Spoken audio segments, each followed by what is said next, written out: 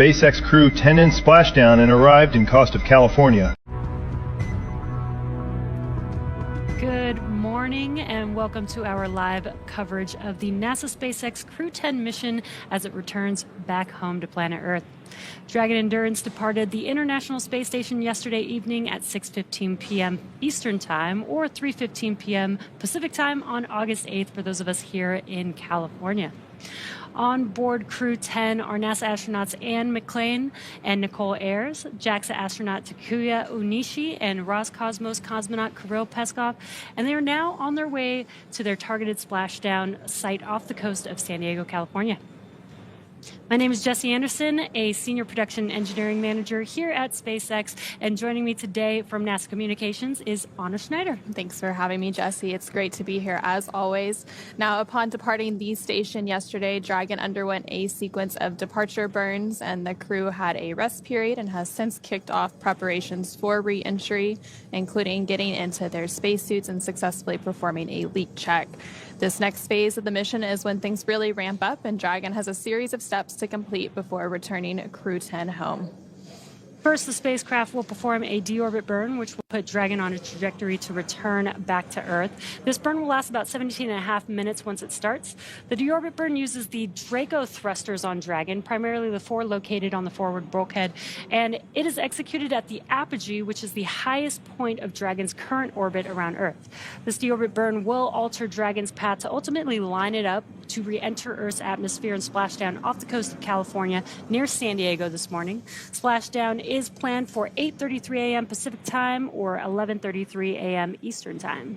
And then from there, Dragon will maneuver to the correct attitude and jettison its trunk, which is the cylindrical, unpressurized lower part of the spacecraft. The trunk is currently connected to the aft or bottom section of Dragon, where the heat shield is located. In order to expose the heat shield and get the vehicle ready for atmospheric re-entry, we'll jettison the trunk.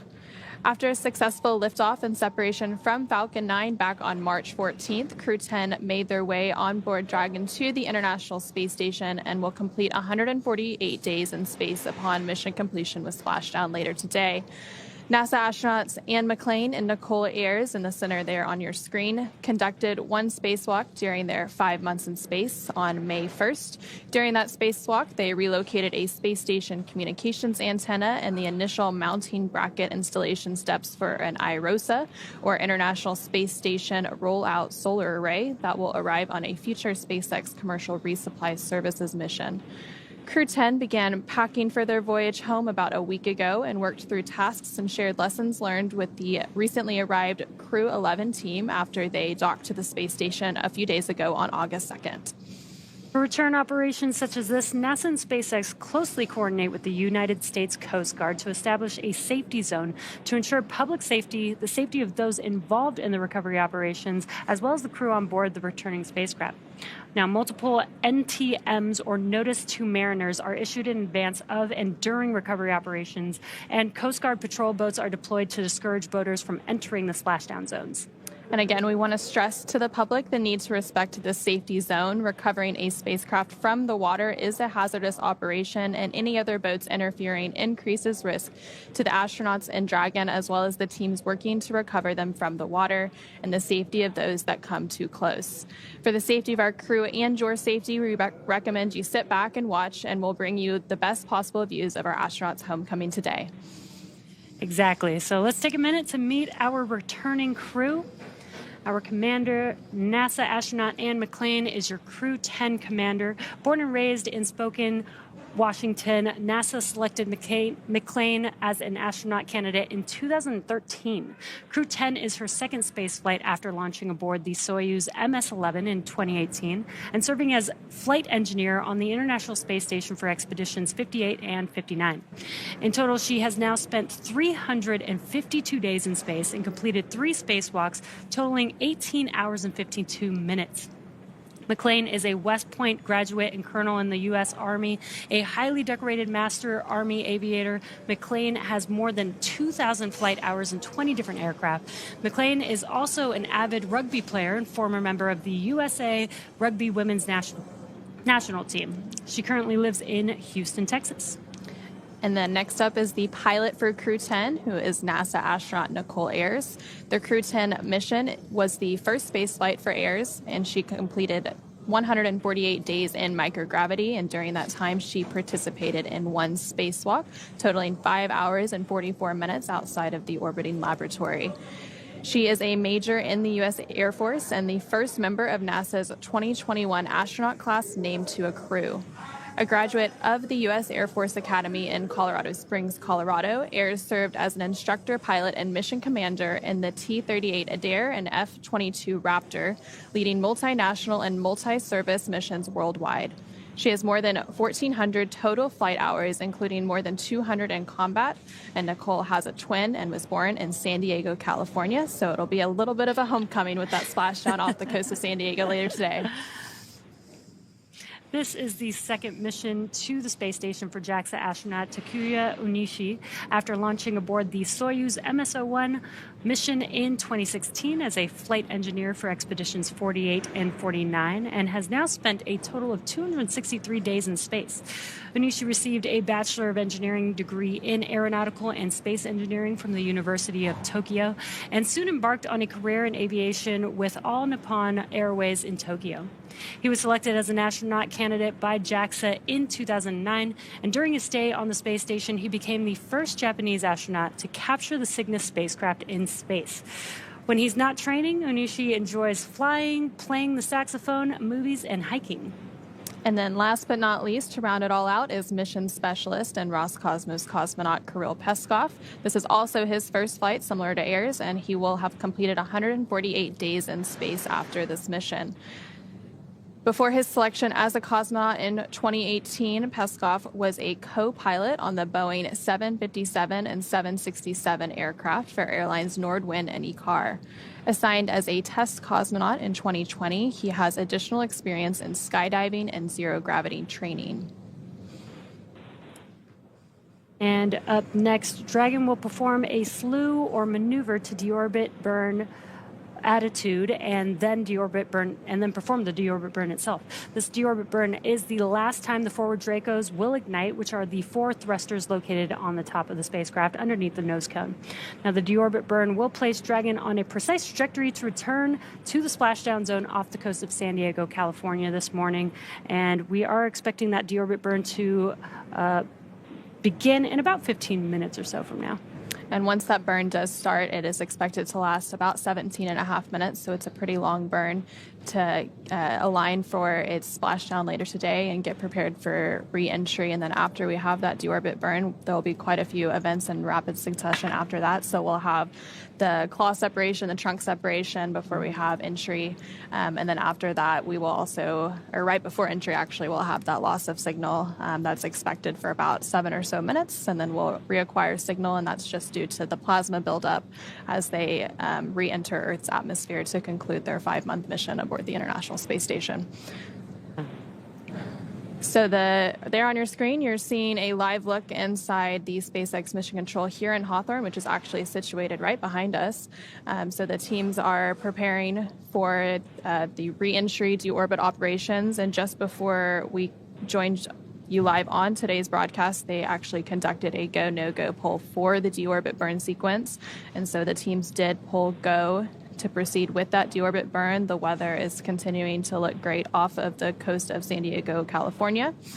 Along with the team there in Mission Control, there's teams that are getting ready to actually recover the spacecraft and the crew. So those boats and those teams are already headed out and getting staged at the splashdown location.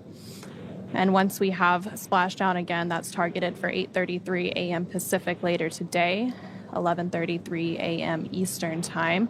After we have splashdown, there's quite a few events that have to happen to actually get the crew hoisted up onto the recovery boat and then out of the capsule. And that whole process takes about 45 minutes or so before the hatches can be open, and then we can greet the crew back on the boat.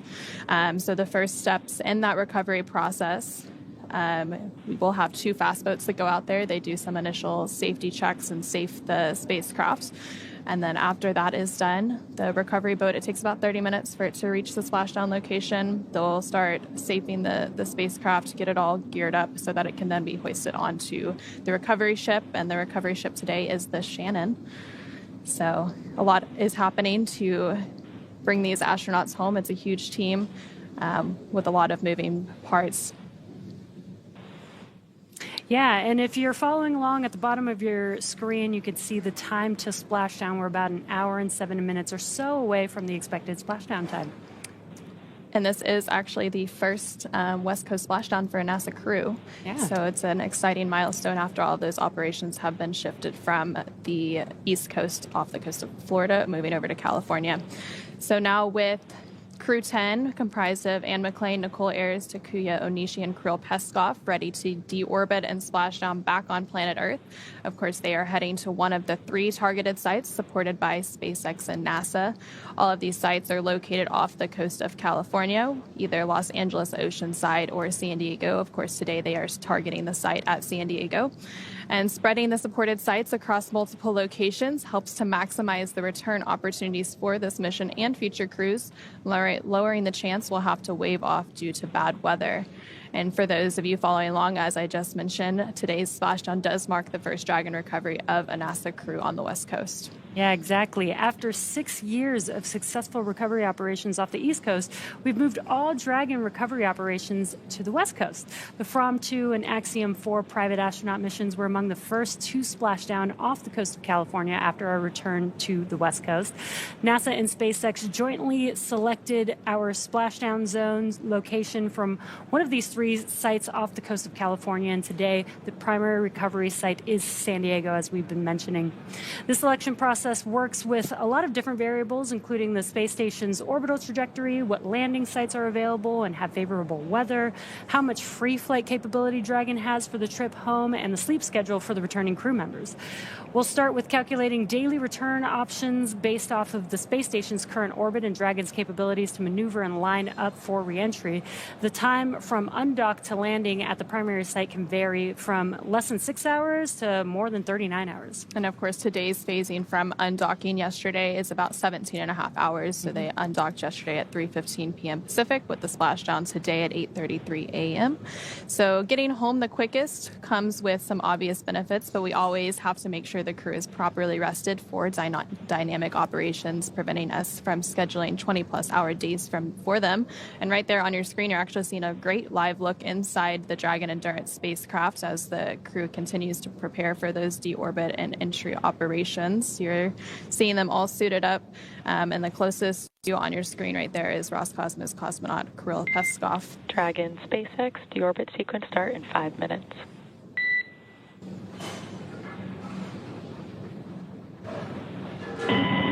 SpaceX, please, 5 minutes. Crew is ready to return to the atmosphere. SpaceX copies. We are excited to welcome you home. And there we just heard some communications between the core or the crew operations resource engineer who is staged here in SpaceX's Mission Control in Hawthorne, between the Crew-10 astronauts currently aboard the Dragon spacecraft, confirming that they are going to begin the deorbit sequence in about 5 minutes from now. So things are really starting to get geared up. And there in that view on your screen, you're seeing an over-the-shoulder look between the pilot and the commander. So again, the pilot is Nicole Ayers and the commander is Anne McClain, both NASA astronauts for today's mission. And back to the phasing that we were talking a little bit about. So trajectory and ballistics experts provide the daily opportunities that would line up Dragon with the landing zones and split them into what we call ascending and descending opportunities. Dragon uses its Draco thrusters after leaving station to execute a series of altitude lowering maneuvers and to line up with the selected primary site. It can also change to different alternate sites while in free flight if sudden weather moves in, and that we'll need to avoid. Yeah, exactly. And weather is something that we're constantly looking at, making the final call to proceed about 2.5 hours before the crew undocks from the space station.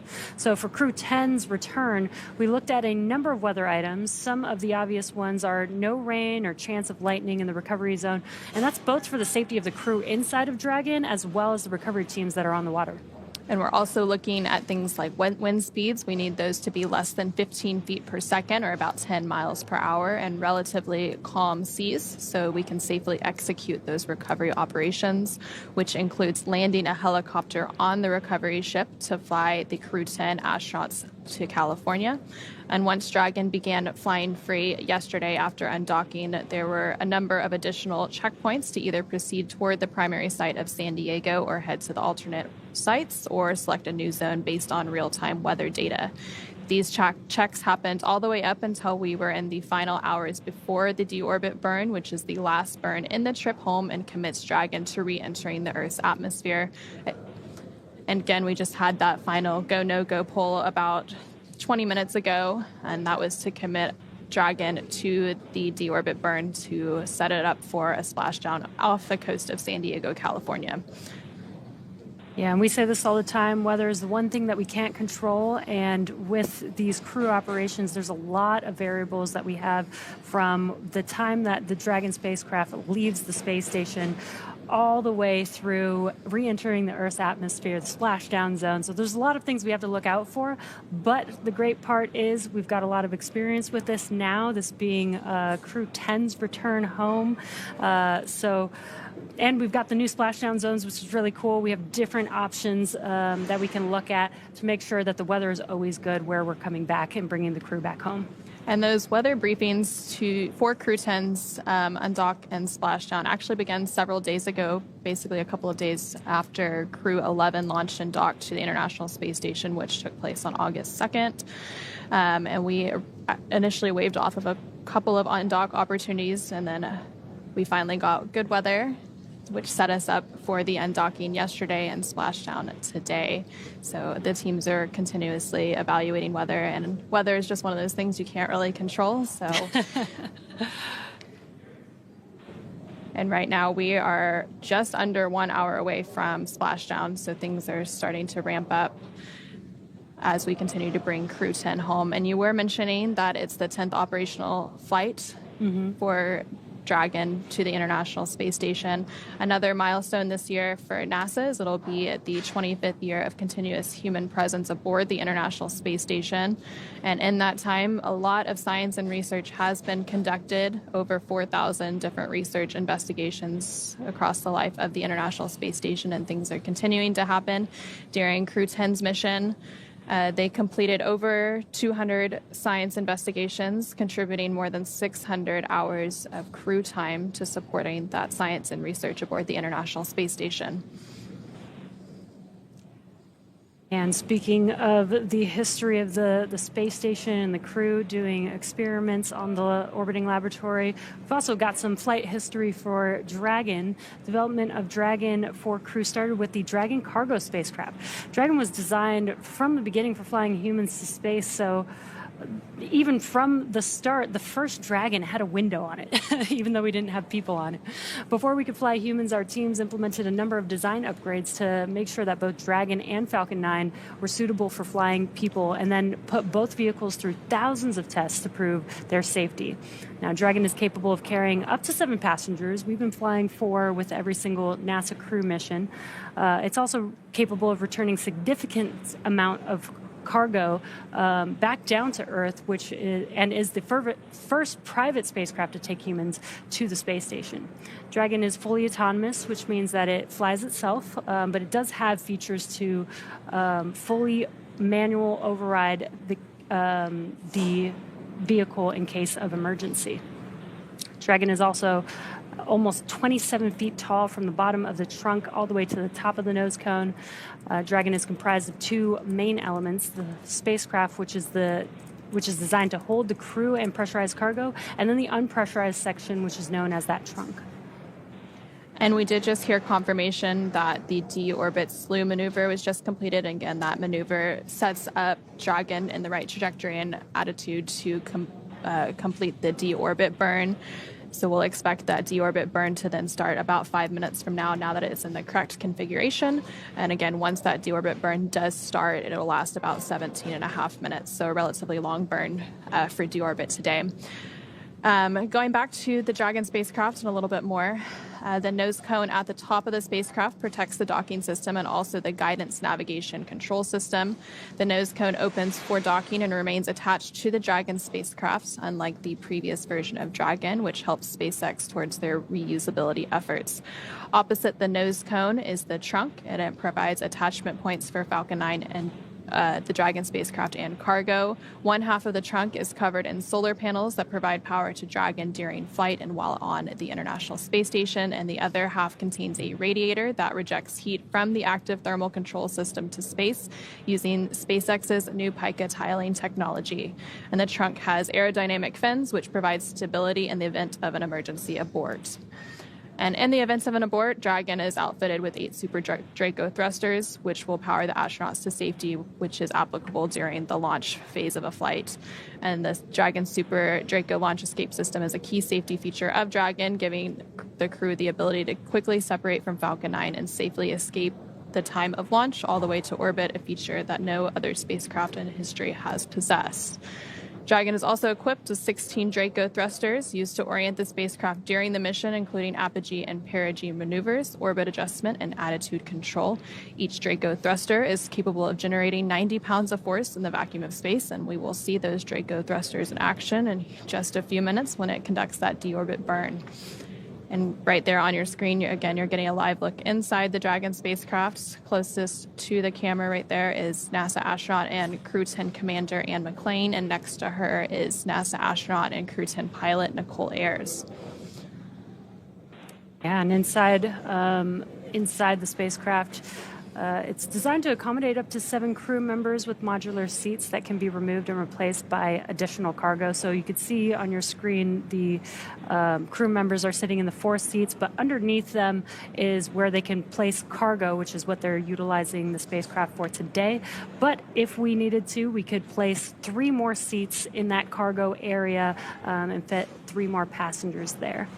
The seats are made of carbon fiber and will be customized, or they are customized for any crew member flying on board. So their suits, as well as the seats, are a little customized to each of the crew members flying. Now, the control panel is centered between the pilot and the commander's seats and consists of 3 touchscreen displays, which we were seeing just moments ago. And this allows the crew to operate the vehicle and fly it manually if needed, but mostly they use them for monitoring on the flight uphill to the space station, as well as right now you could see them monitoring on those display screens as they're making their way back down to Earth. And right now we have a little bit over a minute to go until the deorbit burn begins. So we're continuing to stand by for confirmation of that deorbit burn, and we'll provide updates once it is in progress.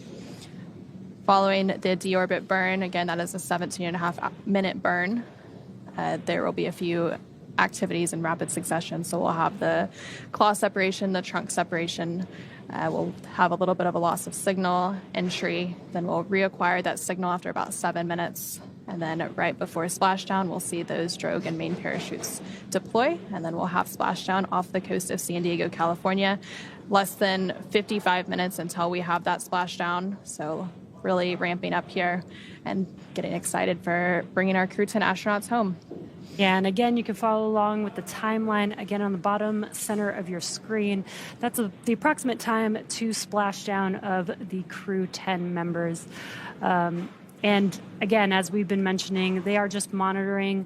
They have been coasting for a bit since yesterday evening, but now we're coming up to all the dynamic events that they're still going to be, following along and not really having to make any manual calls, but there's going to be a lot of dynamic events that they'll need to know what's happening because they're inside of the spacecraft, they're strapped into their seats, they can't really see what's going on outside of the vehicle, so they're going to be monitoring on those display screens that we were talking about earlier. And so we do have confirmation that the deorbit burn has begun. Again, this burn is expected to last about 17.5 minutes. In the right-hand bottom corner of your screen, you can actually see the thruster firings as they take place. And as mentioned earlier, for these operations, NASA and SpaceX closely coordinate with the United States Coast Guard to establish a safety zone to ensure public safety and for the safety of those involved in the recovery operations, as well as the crew on board the returning spacecraft. Multiple notes are issued to mariners in advance of and during recovery operations, and the Coast Guard patrol boats are deployed to discourage boaters from entering the splashdown zones. We want to continue to stress to the public the need to respect the safety zone. Recovering a spacecraft from the water is a hazardous operation, and any other boats interfering increases risk to the astronauts in Dragon, the teams working to recover them from the water, and the safety of those that come too close. For the safety of the crew and your safety, we recommend you continue to sit back and watch as we bring you live views of the astronauts' homecoming today. Exactly. Safety is our number one priority. And as I mentioned earlier, this deorbit burn is the last time that those 4 bulkhead thrusters on top of Dragon will fire. Dragon Endurance has not yet entered the Earth's atmosphere, but this deorbit burn is what will line the vehicle up and put it on its final trajectory to the landing site off the coast of San Diego, California. Right now, Anne, Nicole, Takuya, and Kirill are using their screens to monitor the burn duration, Draco thruster firings, and trajectory details like entry angle, spacecraft perigee, and how much distance remains until deorbit burn termination.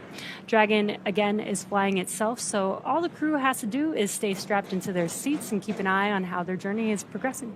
And we are now about 2 minutes into that deorbit burn, about 15 and a half minutes to go. Things continuing to go as expected, and we'll continue to provide updates on that burn and duration as it happens.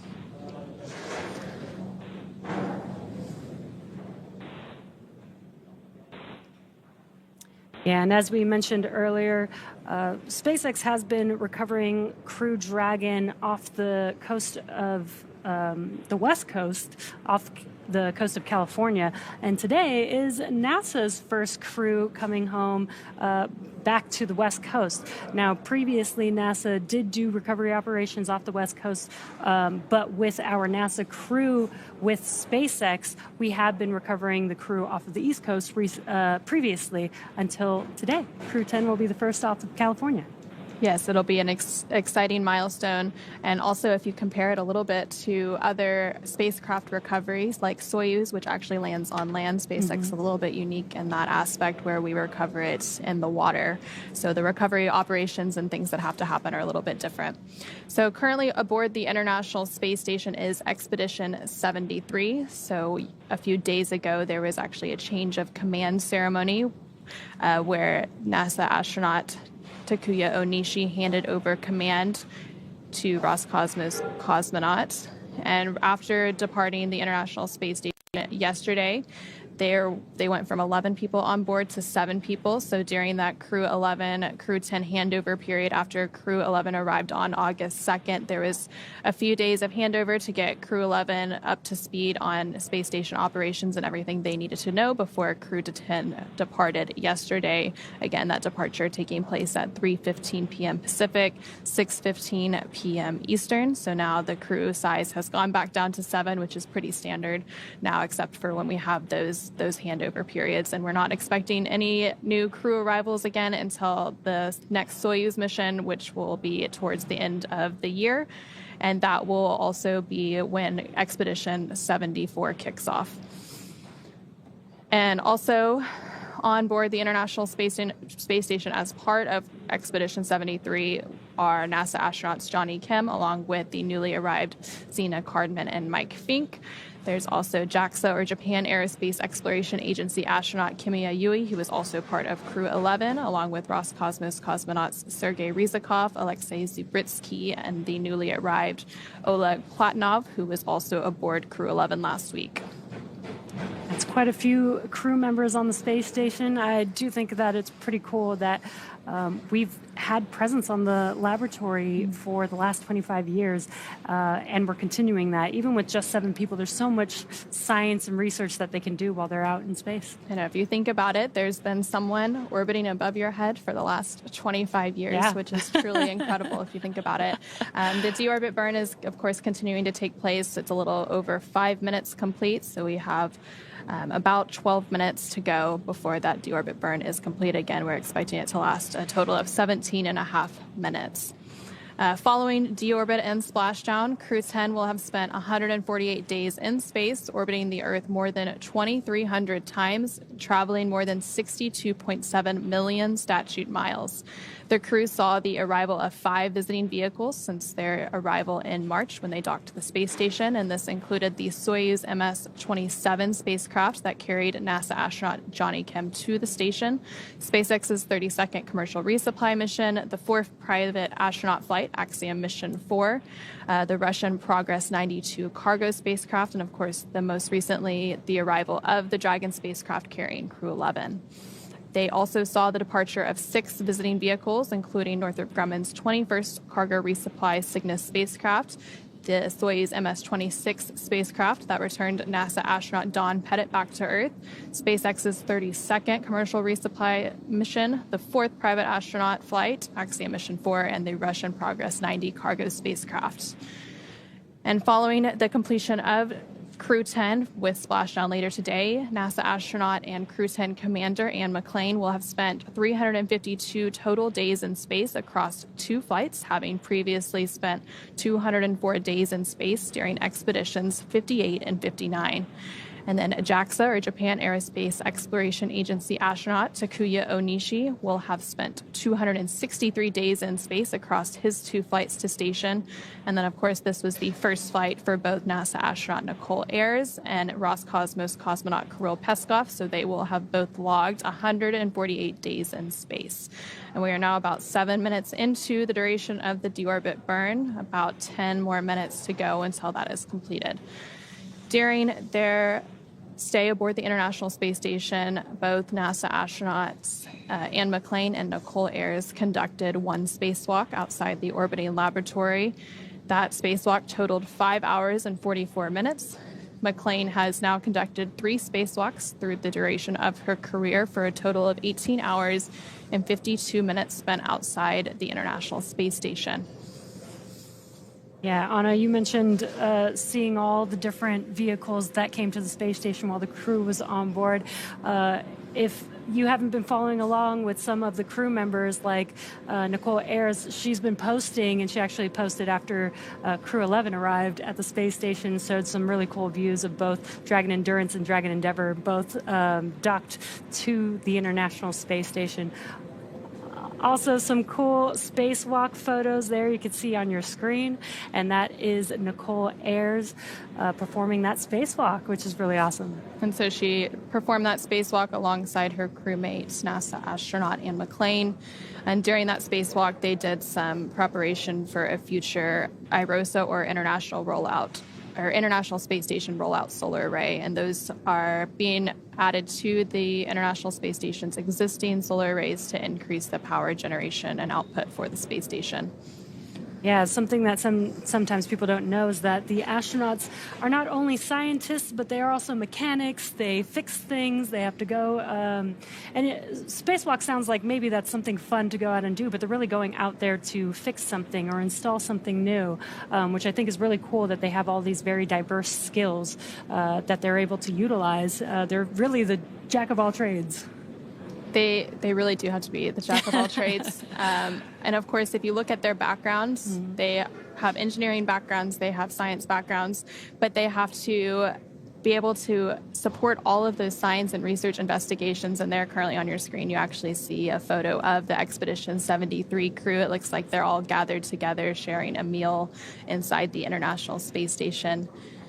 And so 11 International Space Station crew members in that photo gather inside the Unity module for a portrait. In the front row from left are Kimiya Yui of JAXA, or the Japan Aerospace Exploration Agency, Zena Cardman of NASA, Oleg Platonov of Roscosmos, and Mike Fink of NASA. And then in the second row are Nicole Ayers of NASA, Sergei Ryzhikov of Roscosmos, Anne McClain of NASA. And then in the back are Takuya Onishi of JAXA, Kirill Peskov of Roscosmos, and Johnny Kim of NASA, along with Alexei Zubritsky of Roscosmos.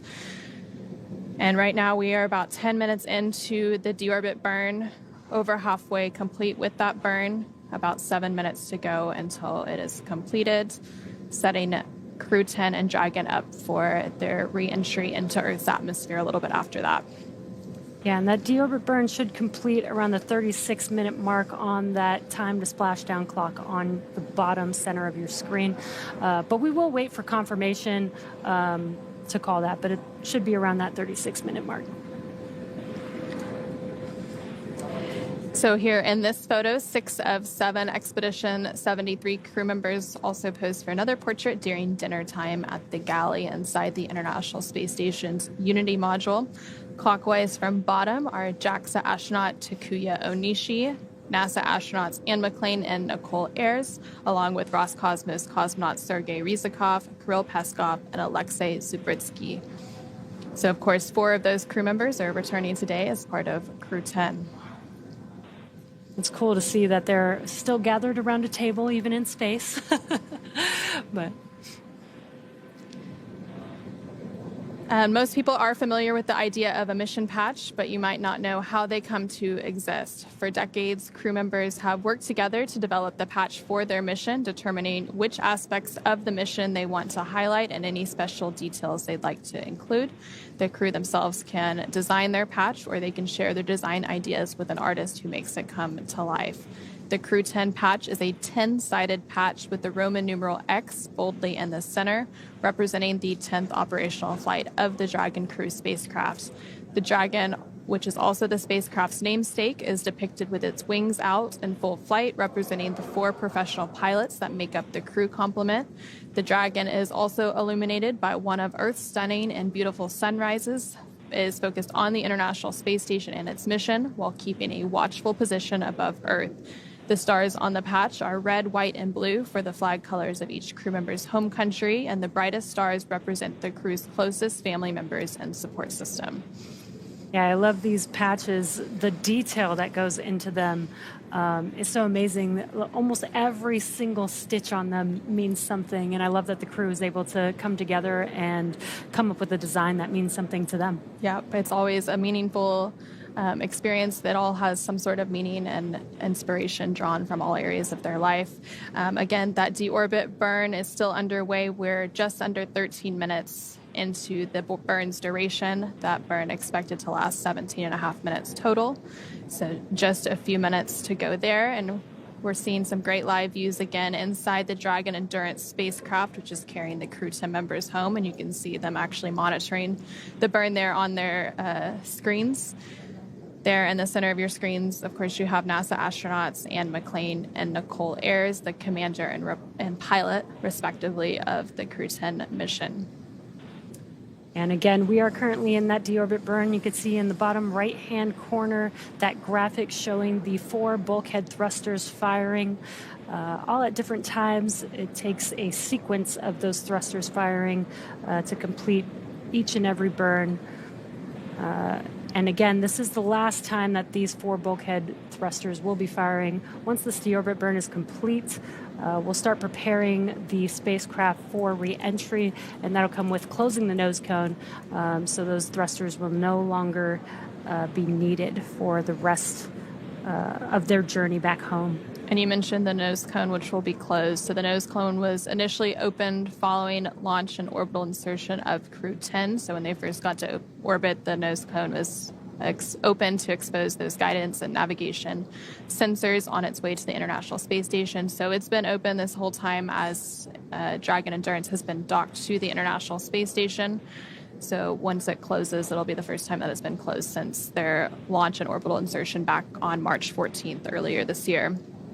Yeah, and in earlier Dragon spacecraft days, we did jettison the nose cone, but with reusability, this is one of the key improvements for reusing these Dragon spacecraft is being able to reuse the nose cone. So now we close the nose cone. It's not really needed during re-entry, but it is needed during ascent, during launch for the spacecraft. So being able to reuse it, close it when it comes back home, and then rinse and repeat. And so we are about 15 minutes into that deorbit burn, less than 3 minutes remaining in that burn duration. You can see at the bottom right corner of your screen those thrusters continuing to fire for this burn to set it up for its entry and splashdown off the coast of San Diego, California, about 38 minutes from now, as you can see that countdown on your screen. A great live view inside of the spacecraft. You could see some of those patches that were on near the seats of the spacecraft, showing the different crews that have flown on Dragon Endurance. And right next to the thrusters on the bottom right hand of your screen, you can also see a map or a globe that shows where Dragon currently is. So right now it's off the coast of Australia as it continues to make its way off the coast of California. And there's less than 2 minutes remaining in the burn. The crew settled in and getting ready for their re-entry. We are coming up on completion of that deorbit burn, expected in less than a minute from now. We will wait for confirmation.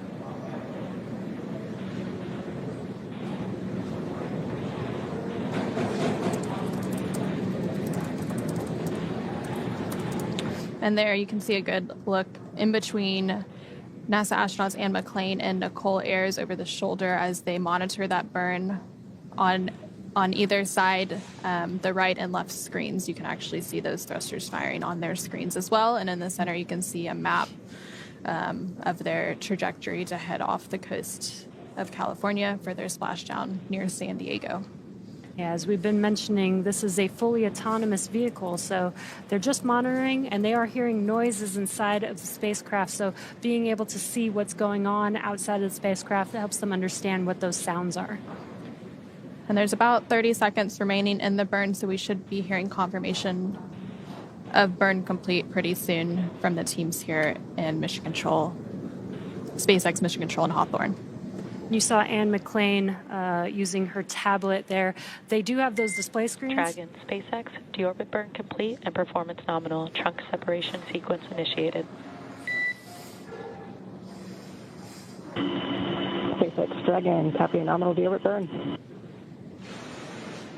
And we had confirmation that the deorbit burn is now complete and the trunk separation sequence is now beginning. This means that the umbilicals are going to disconnect and Dragon is going to separate or jettison from the Dragon spacecraft. And we did just hear confirmation that the claw separation has been completed and that trunk separation should be taking place in about 30 seconds from now. So we're going to have several events happen in rapid succession now as we're just over 30 minutes away from splashdown.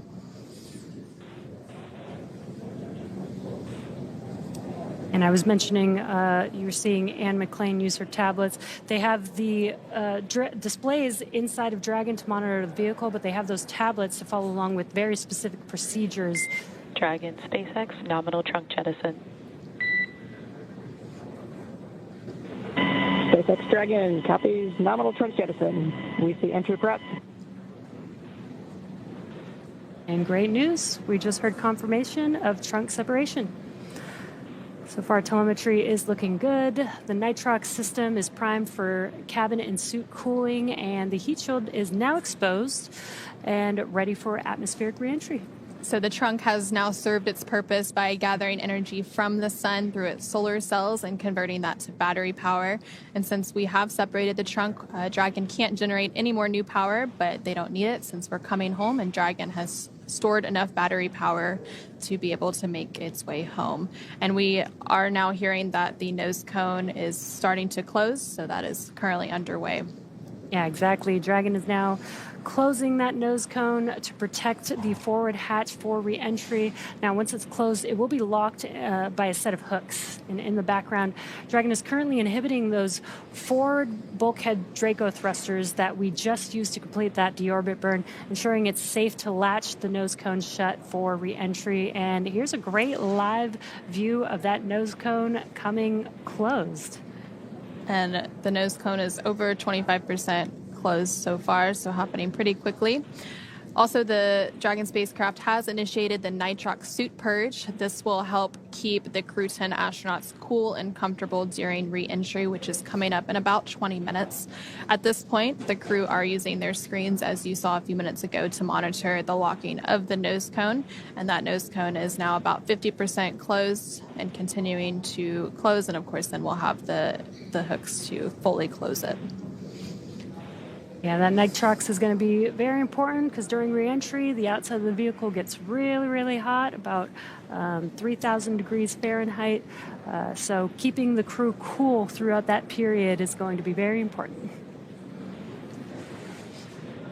We are expecting that nose cone to be completely closed in about 2 minutes from now at 8:02 a.m. Pacific, 11:02 a.m. Eastern. So we're continuing to monitor the progress of that nose cone closure. And again, you're seeing great live view of the nose cone closing. That camera on the nose cone actually showing it in progress.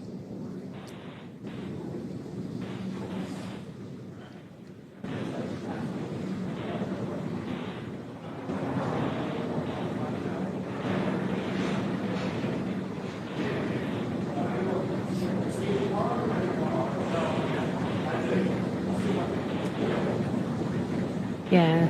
And as Anna mentioned, this is a view looking forward on the spacecraft as that nose cone is coming closed. And we're getting closer and closer as the screen gets a little bit darker there to that nose cone closure. And it's almost fully closed at this point. And then after that happens, it'll just have to be hard mated. They'll reattach those hooks. And it'll be all set up and ready for re-entry now that we've had the trunk jettison and the claw separation and the nose cone almost fully closed. Of course, that deorbit burn also completed about 10 minutes ago as well. And we did just hear confirmation that the nose cone has been fully closed, so that process is now complete. And as we begin the second half of entry, Dragon is now beginning to inject cooled nitrox into the air, being delivered to the suits worn by Anne, Nicole, Takuya, and Kirill. Again, this is what will allow the crew to remain comfortable while external temperatures reach that 3,500 degrees Fahrenheit. And the heat shield is pointing forward, leading Dragon to the landing site. Again, that splashdown site targeted off the coast of San Diego, California. And speaking of that heat shield, Dragon's primary heat shield is comprised of Pika 3.0, which stands for Phenolic Impregnated Carbon Ablator. First generation Pika was initially developed by NASA for studying and sampling comets within our solar system. And SpaceX actually partnered with NASA to develop Pika X, which was the second generation product used on all Dragon 1 commercial resupply services missions, or CRS, that resupplied the space station on 20 missions. Pika 3.0 was developed specifically for use on Dragon 2 crew and cargo, with enhanced structural and thermal properties that optimized the heat shield and drove down cost and mass. The remainder of Dragon is composed primarily of a SpaceX proprietary ablative material. It's another class of thermal protection, which is lighter weight versus Pika and protects the underlying composite structure during reentry to ensure the structural capabilities are maintained. And while Dragon will experience temperatures well over 3,500 degrees Fahrenheit during peak reentry conditions, the characteristics of the TPS, or the thermal protection systems, coupled with the ECLIS, or environmental control and life support system, in the pressurized interior of Dragon, will ensure that Crew-10 stay cool and comfortable during all phases of reentry through splashdown. Yeah, and that's very important. They are going through a lot of dynamic events, especially that re-entry period. And while it gets hot around the vehicle, the crew is going to be experiencing a lot of movement, vibration as they're re-entering. So we want to help make sure that they're cool, that they have a temperate temperature inside of the cabin, as well as those suits. And the suits really act as an extension of the spacecraft. And now that the nose cone has closed, those hooks are driving closed as well. So the first set of 6 hooks have fully closed, and that second set of hooks are now traveling. And then we will have it completely closed and stowed and ready for reentry. Again, we are less than 30 minutes away from the targeted splashdown, about 28 and a half minutes until that splashdown, targeted for 8:33 a.m. Pacific, 11:33 a.m. Eastern, off the coast of San Diego, California. And after Dragon Endurance has re-entered the Earth's atmosphere, a series of parachutes will deploy to slow the crew's descent. First will be the two drogue chutes, followed by the 4 main parachutes to guide Dragon to its first contact with Earth since launching back in March of this year. Dragon will automatically deploy these parachutes when different pressure and positioning sensors on the spacecraft detect that they are at the right speed and altitude. And the vehicle velocity at the time of the drogue deploy is approximately 350 miles per hour, and they deploy at about 18,000 feet. Vehicle velocity at the main parachute deploy is approximately 119 miles per hour, and they deploy when the spacecraft is about 6,500 feet. And then at the time of splashdown, the vehicle velocity will have slowed down to approximately 16 miles per hour. The highest G loads the crew will experience during re-entry is approximately 3 to 5 Gs. Yeah, it's pretty incredible how well those parachutes work. Those drogue parachutes are really important. They're 2 very small chutes, but if we didn't have those to help slow down the vehicle initially, we'd actually have to make the main parachutes about 3 times as big as they currently are. Yeah.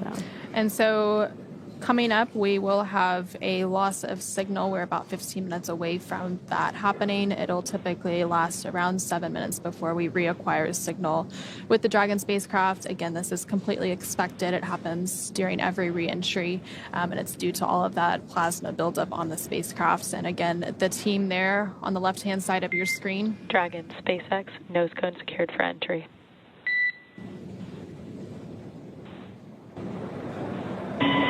SpaceX Dragon copies.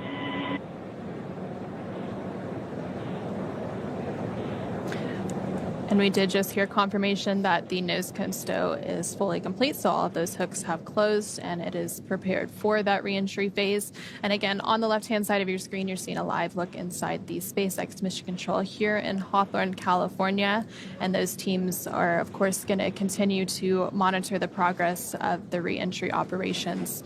And as soon as they come out of that loss of signal that we'll have in a few minutes, they will call back up to the crew and check in on how they're doing and get prepared for a splashdown.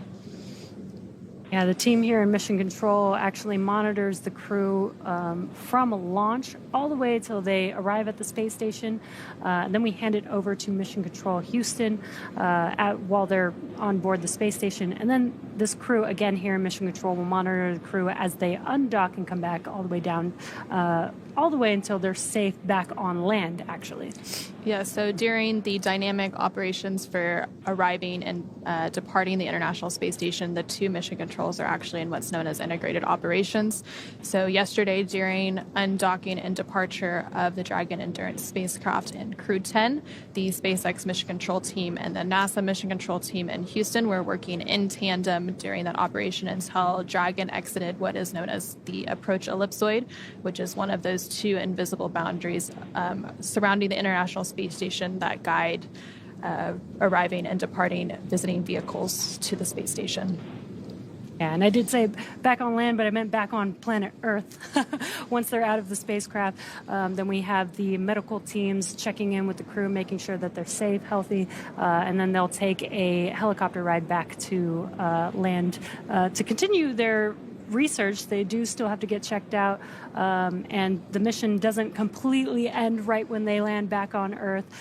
They do still have a little bit more research to complete.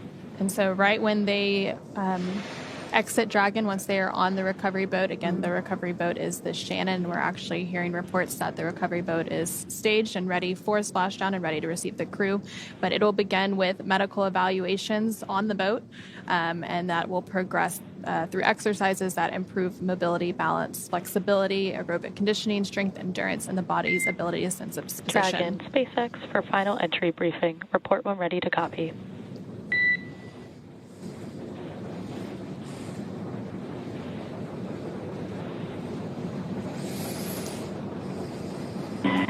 SpaceX Dragon, we're ready to copy. Dragon, I have no deltas to the previously briefed times. Predicted comm blackout starting at 1520 Zulu and ending at 1527 Zulu. How copy?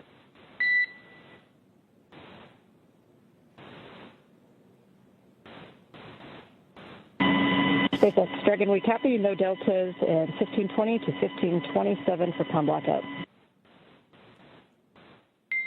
That is a good read back, Dragon. The vehicle is healthy, weather is still looking good, and recovery forces are on site. I have one final reminder that the Vehicle 1 Rio LED on your control panel is unavailable. The health of the flight computer and avionics can be monitored on your displays. SpaceX will make expected calls regarding automated chute deployment. Any questions for our team?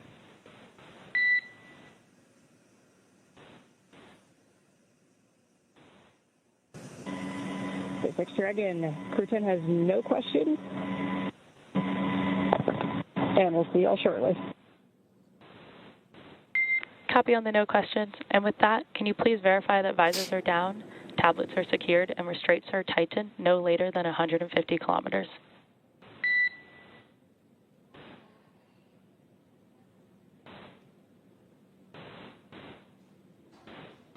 Copy, will do.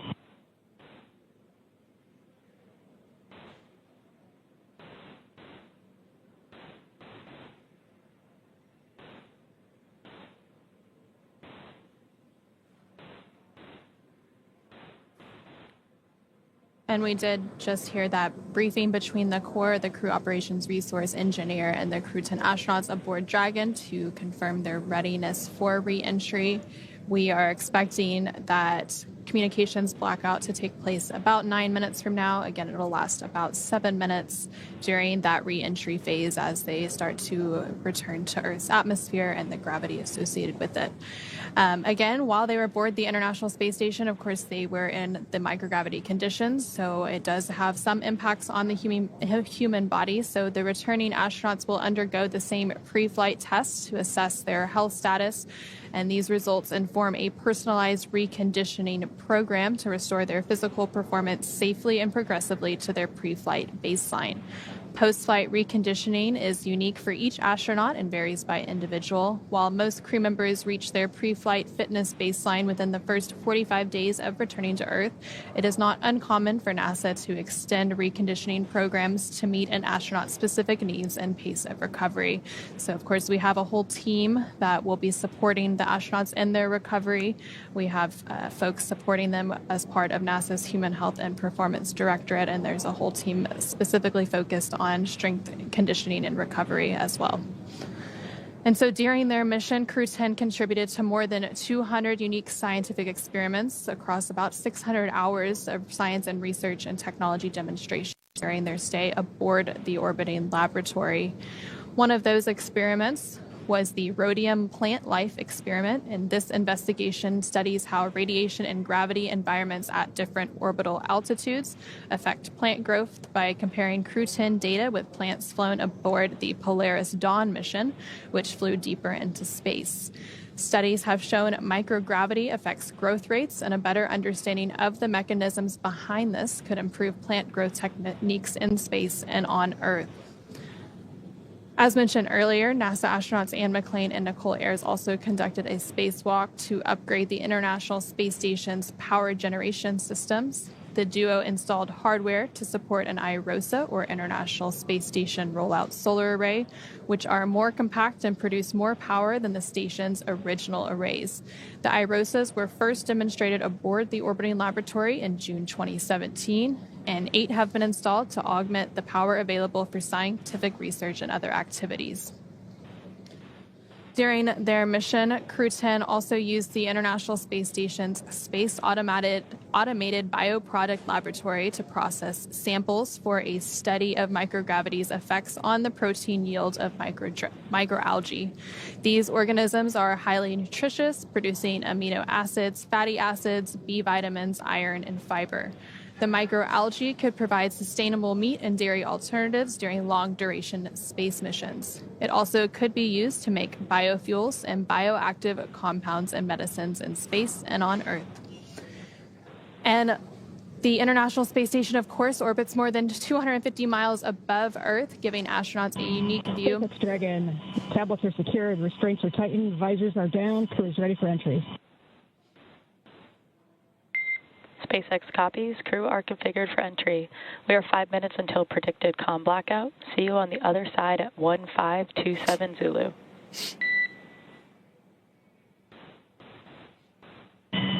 Dragon copies. See you there. And there we did just hear some additional communications between the core here in SpaceX Mission Control in Hawthorne and the Crew-10 astronauts aboard the Dragon Endurance spacecraft, confirming that their visors are down on their reentry suits and they're preparing for the reentry and splashdown activities to come. We are expecting that communications blackout in less than 5 minutes from now as we target that splashdown in just about 18 minutes from now at 8:33 a.m. Pacific, 11:33 a.m. Eastern off the coast of San Diego, California. So again, a little bit about the science that the crew had been conducting during their 5 months aboard the orbiting laboratory. As the International Space Station orbits more than 250 miles above Earth, it gives astronauts a unique view of their home planet where they can photograph familiar places and interesting phenomena. While passing over a stormy night, NASA astronaut Nicole Ayers captured images of simultaneous lightning bursts at the top of 2 thunderstorms. Scientists used instruments installed on the space station to study lightning and other weather conditions in Earth's upper atmosphere. This research helps protect communication systems and aircraft while improving atmospheric models and weather predictions.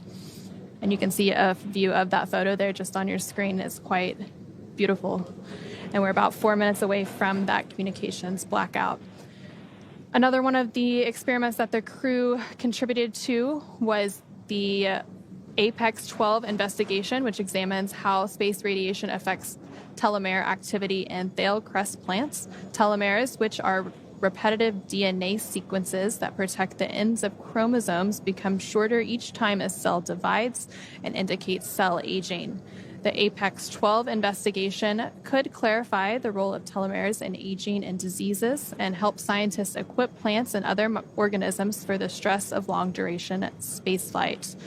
And to round it all out, one of the other experiments they conducted was using a fluorescent microscope known as ELVIS, which captures the motion of microscopic algae and bacteria in 3D, a new capability aboard the International Space Station. The technology could be helpful in various applications in space and on Earth, such as monitoring water quality and detecting potentially infectious organisms. And so we are now about 3 minutes away from that communications blackout. And during that, we'll also have confirmation that entry begins. It typically happens about 2 minutes after the initial loss of signal with the spacecraft. They'll begin that entry process. Yeah, the communications blackout is expected at 8:20 and through 8:27. So some other cool photography while on station. Dragon docked to the International Space Station, soars 259 miles above Cambodia in this long-duration photograph revealing star trails, lightning storms, and the city lights of Southeast Asia streaking below. And I love these incredible views that they get, and they get to take these photos that we get to see, even though we don't get to be up there in space with them. Just an incredible view.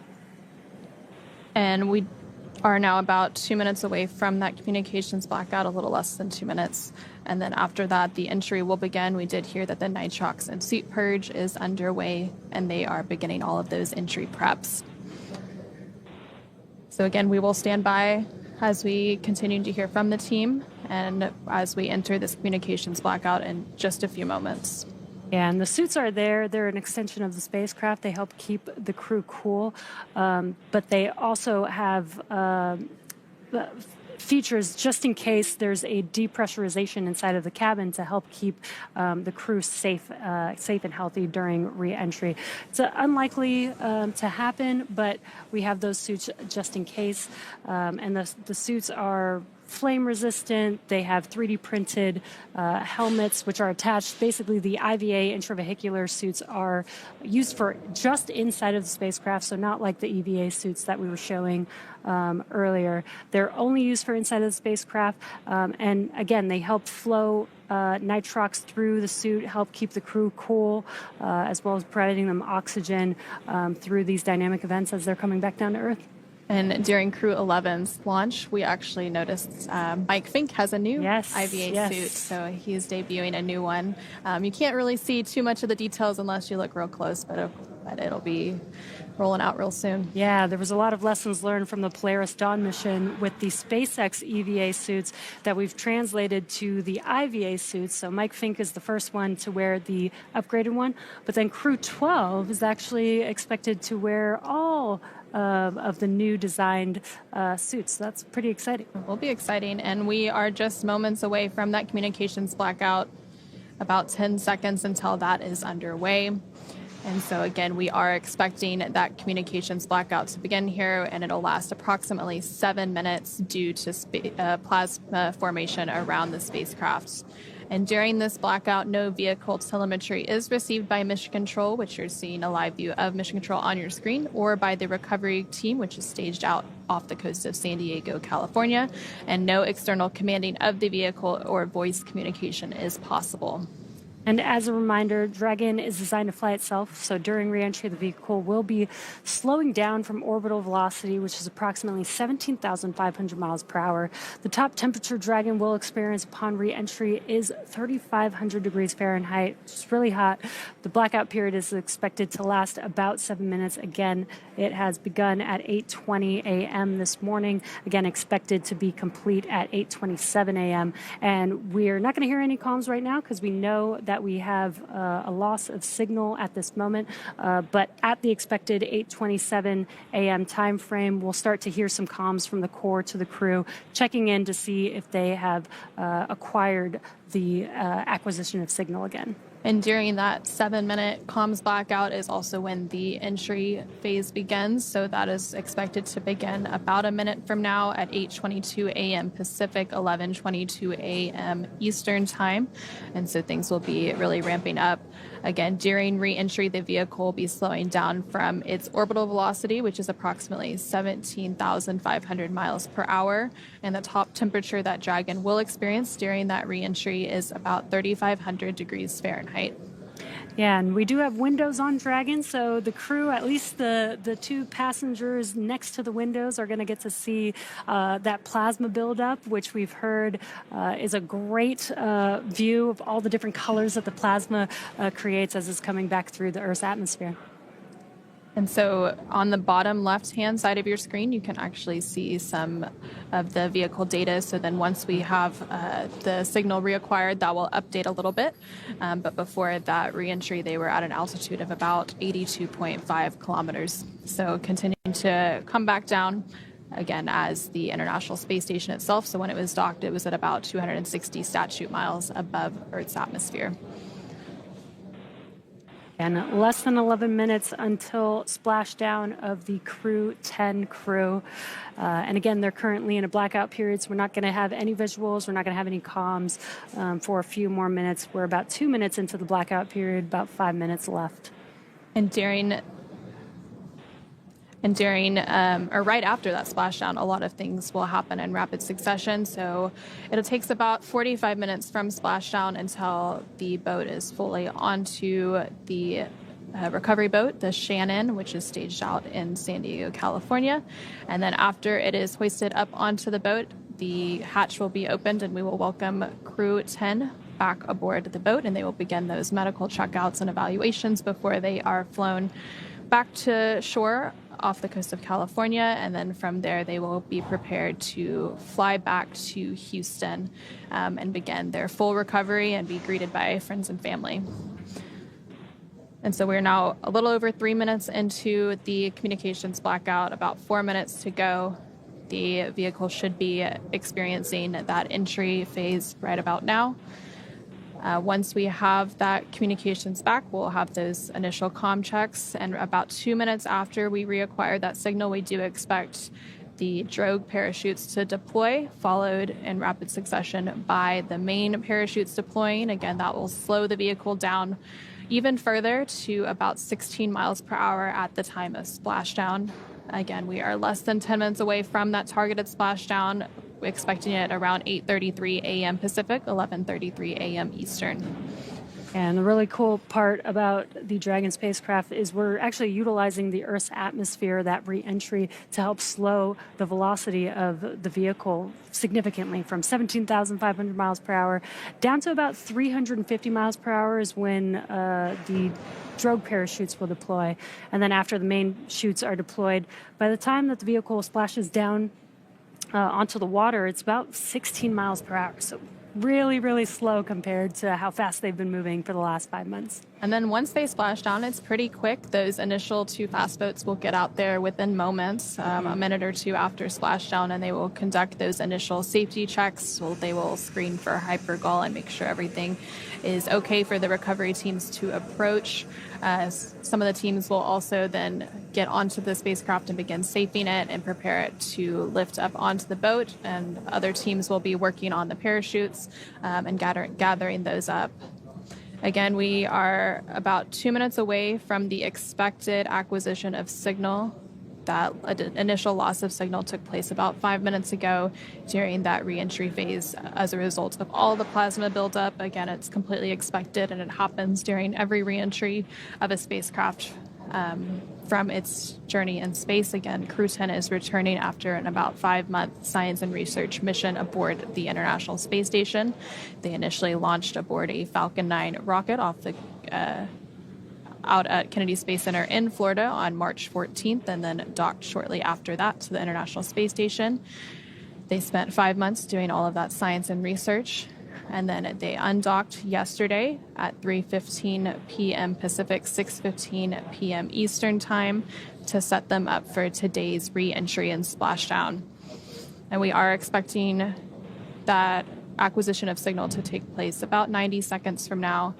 So a little bit more than a minute to go until we hear those call-ups from the core to the crew to check back in with them, and less than 7 minutes to go until we have splashdown.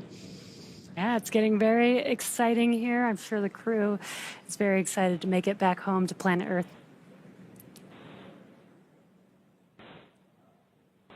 And there on your screen on the bottom left, you can actually see the telemetry catching back up. You see them getting very close to the coast of California. Dragon, SpaceX, comm check. SpaceX Dragon, we have you loud and clear. I have you the same, Dragon. Expect automated chute deployment. Dragon copies. And so we did just hear that call up from the core, the crew operations resource engineer here in SpaceX Mission Control, to the Crew-10 astronauts currently aboard Dragon. Confirmation that we have reacquired signal with the Dragon spacecraft, and you can see that the speed is rapidly slowing down as it begins its final phase, and we will have confirmation of those parachutes deploy in just a few moments. Yeah, you can also see the altitude in the bottom left-hand corner. You can see it getting closer and closer back down to Earth. GPS converge. Expect nominal altitude for drogue chute deployment.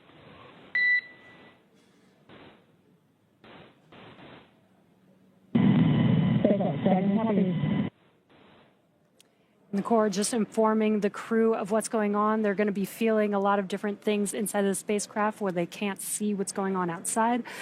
So they will expect the drogue parachutes to deploy, so they'll know what that feeling is inside of the spacecraft. And again, you can follow along the altitude in the bottom left-hand corner as the crew is getting closer and closer to planet Earth. And we are expecting those drogue parachutes to deploy a little bit after 8:29 a.m. Pacific, 11:29 a.m. Eastern. And the crew there on your screen rotating in their seats in preparation for that splashdown. During that reentry, they are leaning more on their backs, but when they are coming in for splashdown, they can sit a little bit more upright in preparation for that touchdown. And on your screen from left to right is Roscosmos cosmonaut Kirill Peskov, NASA astronaut Nicole Ayers. Brace for drogue window.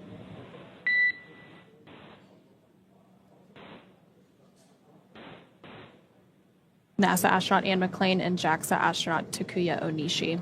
Again, they are getting prepared for that drogue deploy, which should be happening in just a few moments from now. Again, we expect that a little bit after 8:29 a.m. Pacific, 11:29 a.m. Eastern, and it will be followed shortly thereafter by the main parachutes deploying. And there you're seeing a live look as from the recovery team, a helicopter that has a camera tracking the spacecraft during its re-entry.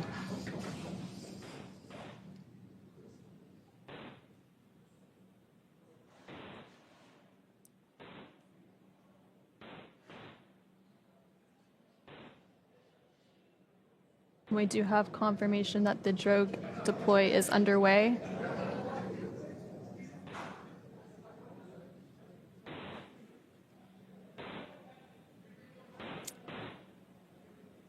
There are those two drogue Visual and shoots. 2 healthy drogues. Copy healthy drogues. Copy healthy drogues. And a great live view from the spacecraft itself, seeing those two healthy drogues deployed. And the spacecraft has now slowed down to less than 200 kilometers per hour, and it is now just over 2 kilometers above the water as it prepares for splashdown, and we should have that main parachute deploy in just a few moments to continue slowing the spacecraft down to about 16 miles per hour at the time of splashdown. There's the main chutes deployed. They're going to open up here shortly. Main chute descent rate nominal. And we do have confirmation and a visual view. Dragon copies. Dragon copies. 1,000 meters. 1,000 meters. And We copy 1,000 meters. And there's a great look of the Dragon Endurance spacecraft as it makes its way to its splashdown site off the coast of California under those 4 main parachutes that have now deployed and about 900 meters away from the water surface. Dragon, 800 meters. Dragon, 800 meters. 800 meters. Crew monitoring their altitude as they make their way to splashdown. I love these daytime views that we get. We don't always get to pick the time when the crew splashes down, but it's awesome when we have a great morning and a clear view watching as the Dragon Endurance spacecraft carrying Crew-10 is... SpaceX Dragon, 600 meters. SpaceX Dragon, 600 meters. I copy 600 meters. Crew just 600 meters away from splashdown. And just over a minute away from that targeted splashdown time, again expected around 8:33 a.m. Pacific, 11:33 a.m. Eastern. Now about 500 meters away from the surface of the water. And slowed down to about 35 kilometers per hour. Again, it'll continue to slow down. SpaceX Dragon, 400 meters. SpaceX Dragon, 400 meters. Splashdown. Brace for splashdown. SpaceX copies 400 meters and crew are braced for splashdown. And we just saw an incredible view there of the Dragon as it re-entered under some cloud cover. And we should be regaining some of those live views from the recovery zone momentarily as it gets resituated to capture the return. The spacecraft is now about 200 meters above the ocean, and it has slowed down to about 30 kilometers per hour. Again, it will continue to slow down until about 16 kilometers per hour.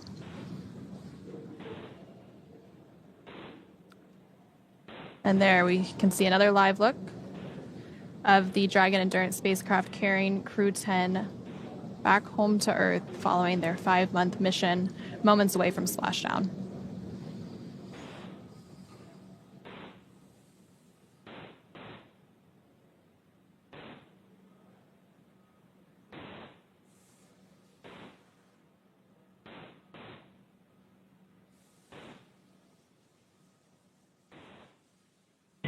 SpaceX Dragon, splashdown. SpaceX Dragon, happy splashdown.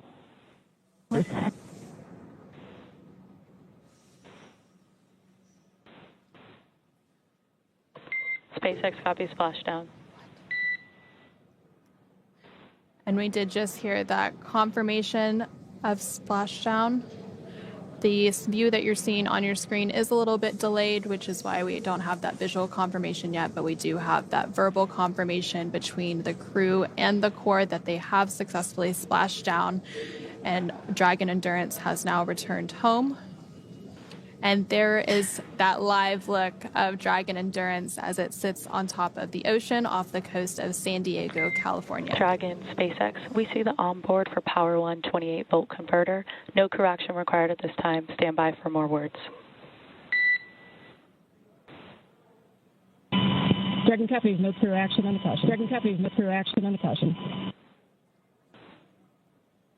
Dragon Endurance has now returned home, and NASA astronauts Anne McClain, Nicole Ayers, JAXA astronaut Takuya Onishi, And SpaceX Dragon for step 1.2, Dragon for step 1.2, 800, we see 4 fired. and Dragon, we see the same.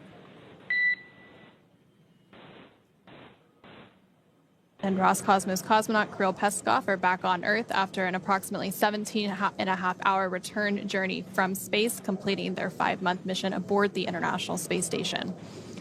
The SpaceX recovery ship and team has been waiting for Dragon Splashdown, and they will now start to make their way to the splashdown location. The teams have been ready and waiting about 3 nautical miles away, so it's going to take them about 30 minutes to make their way to Anne, Nicole, Takuya, and Kirill inside of Dragon. And so we did have splashdown happen on time at 8:33 a.m. Pacific, 11:33 a.m. Eastern off the coast of San Diego, California.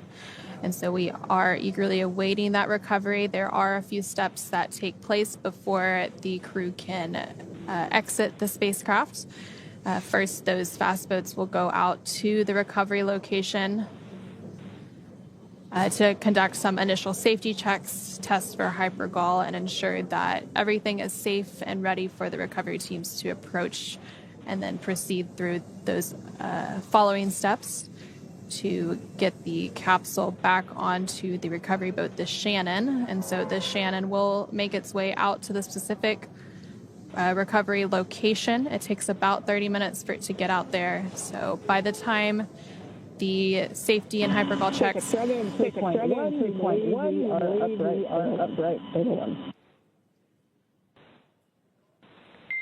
We copy Stable 1. On behalf of SpaceX, welcome home. 50 system safety verifications are in progress. I will report back when recovery personnel are en route.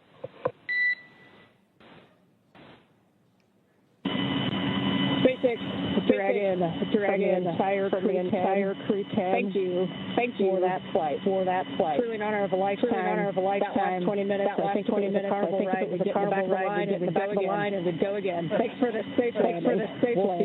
We'll see you shortly.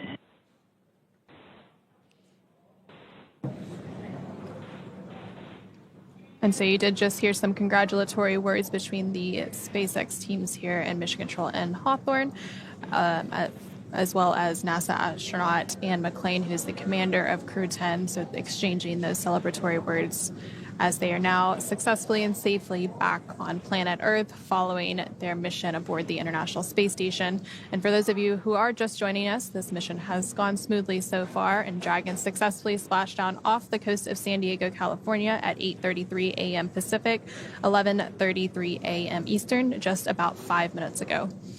Approximately 17.5 hours prior to splashdown, Dragon autonomously undocked from the International Space Station, completed a series of departure burns, jettisoned its trunk section, and performed its final burn, the deorbit burn, to place itself on a trajectory towards San Diego, California. Dragon successfully re-entered the Earth atmosphere, followed by deployment of its parachutes to slow the spacecraft down to a gentle splashdown. And we'll now follow the final part of Anne, Nicole, Takuya, and Kirill's journey as Dragon is lifted out of the water and placed onto the recovery boat. And upon detection of landing, Dragon does automatically release the main parachutes to prevent wind from pulling the spacecraft.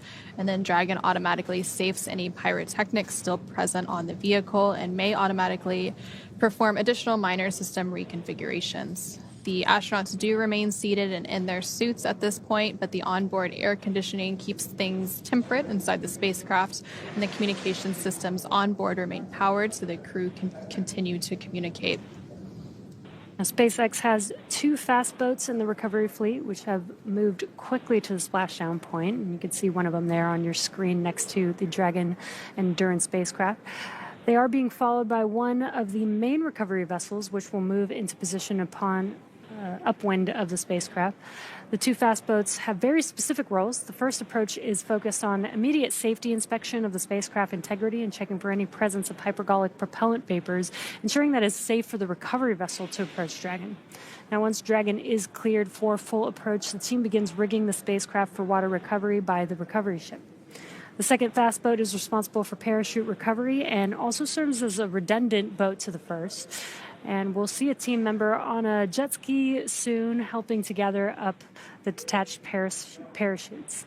And it does take about 10 minutes for the recovery crew to complete their safety checks. And then once complete, the team will begin preparing Dragon to be lifted onto the recovery vessel, the Shannon, today. As part of the preparation for this lift, one member of the recovery team will climb on top of the spacecraft so they can attach Dragon's hoist rings and connect the lifting lines. It will take less than an hour to raise Dragon to the recovery boat and remove the crew from the spacecraft. After those initial medical checkouts, the crew will return to land within 4 hours by helicopter, and if no additional medical assistance is needed, the crew will then board a waiting NASA plane and depart for Houston and make their way home.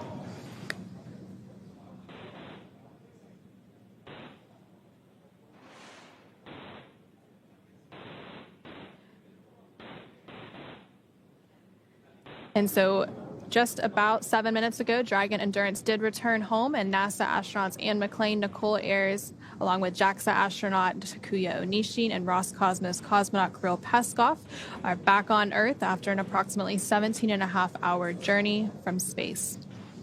SpaceX recovery ship and team has been waiting for Dragon splashdown, and they're now currently making their way to the splashdown location. The teams have been ready and waiting. Dragon, SpaceX, we are go for recovery personnel to approach the capsule. Expect fast boats alongside in about 1 minute. Copy 1 minute. Copy you guys are on it. Thanks. You guys are on it. Thanks.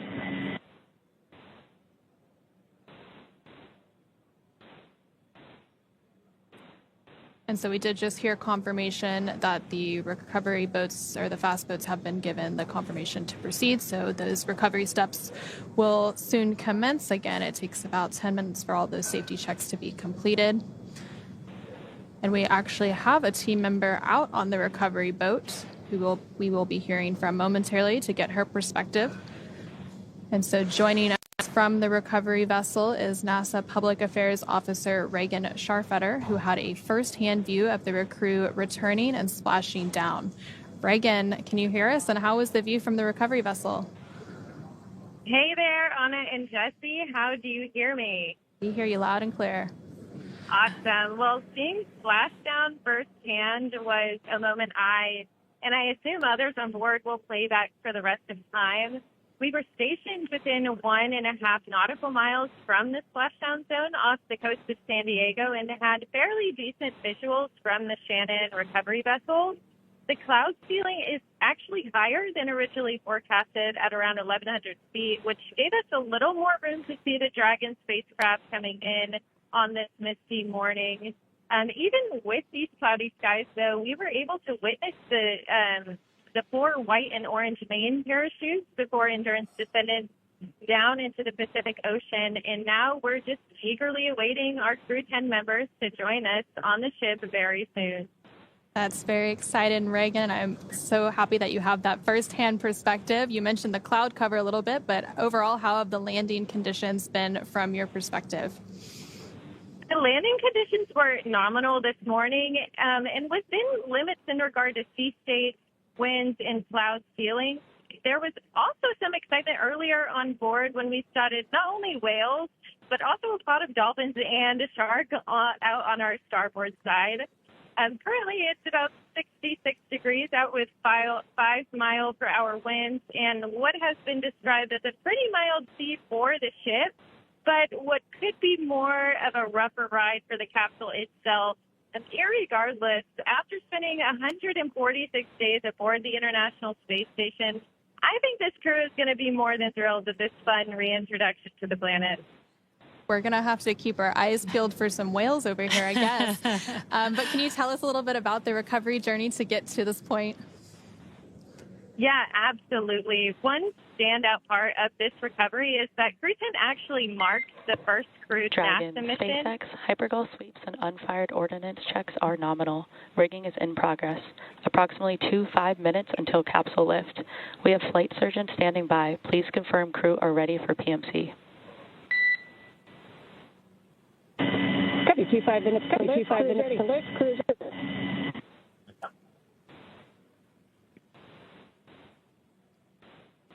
So we did just hear some communication there, about 25 minutes to Copy, lift. Dragon. The next call you hear will be from flight surgeon on Dragon to ground private.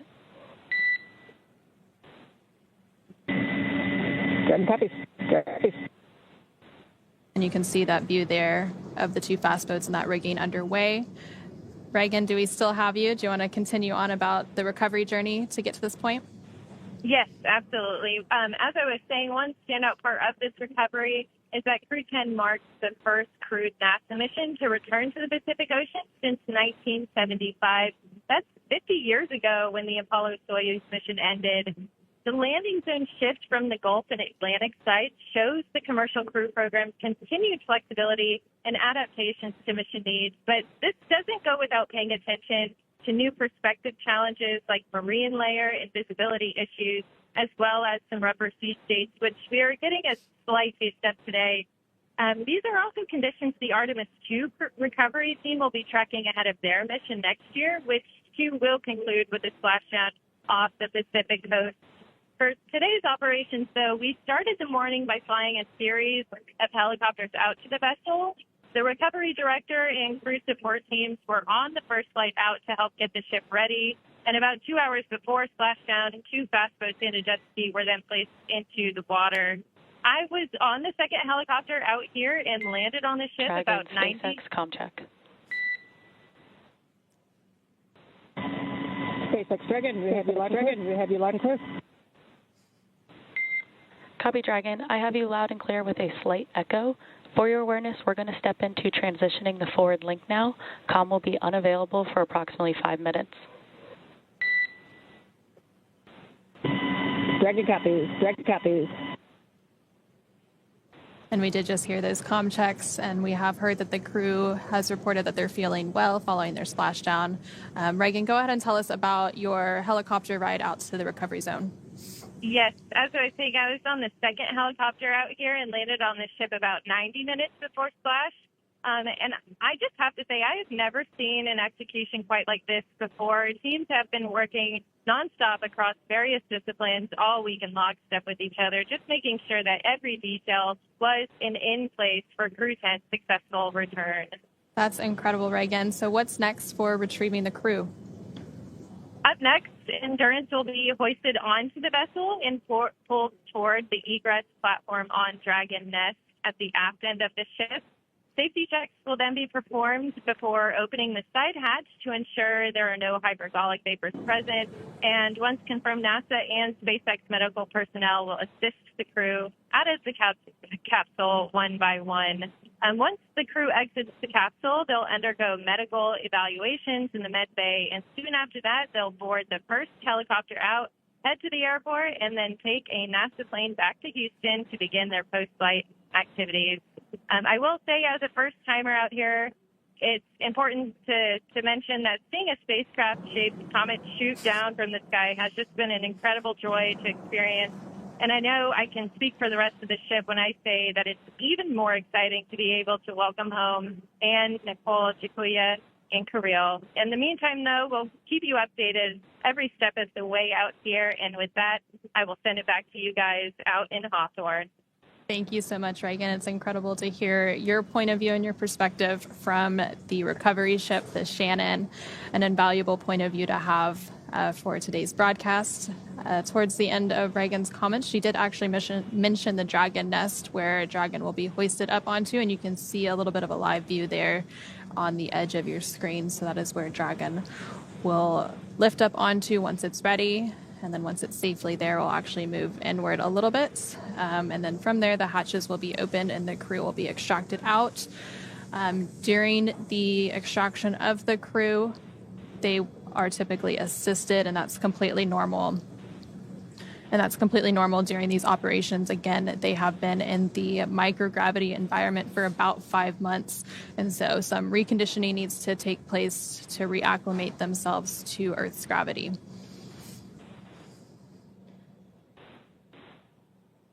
And this is a view from the recovery vessel, but we did see the recovery teams preparing. Dragon, SpaceX, forward link transition complete, comm check.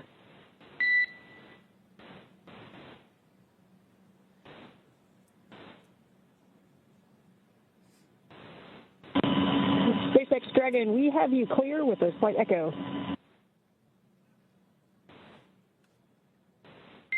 Dragon, we have you the same without an echo.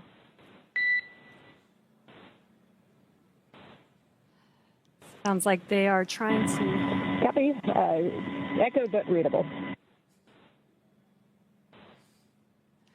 Trying to update the comms link, as we did hear an echo from the Crew-10 crew as they were talking to the core. But now it sounds like we may have reversed the echo, where we're not hearing it any longer, but the crew is now hearing the core on an echo. So I'm sure they're going to continue to troubleshoot that to get some clear comms during these last few moments of recovery. Currently, Crew-10 is still inside of Dragon, still in the ocean, waiting to be lifted onto the recovery ship. The recovery team is rigging up the spacecraft in preparation for that lift, basically adding the straps necessary to lift Dragon out of the water, which will be lifted with the hydraulic lift on the recovery ship, and then into that nest that we were seeing earlier. Then they'll translate to that deck that we saw on the recovery vessel. And then finally, the hatch will open. They'll take their first breath of fresh air in a little under 5 months. And so you are seeing a live look inside the SpaceX Mission Control here in Hawthorne. As soon as we have good views of the recovery again, we will, of course, share those with you. Sometimes the cameras and the equipment out there just has to be restationed to get some better views during these recovery operations.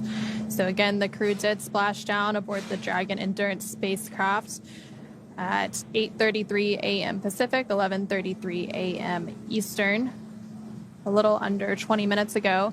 And so it does take about 30 minutes until the recovery ship fully arrives out there, and that's also around the time that that rigging of the Dragon capsule will be complete.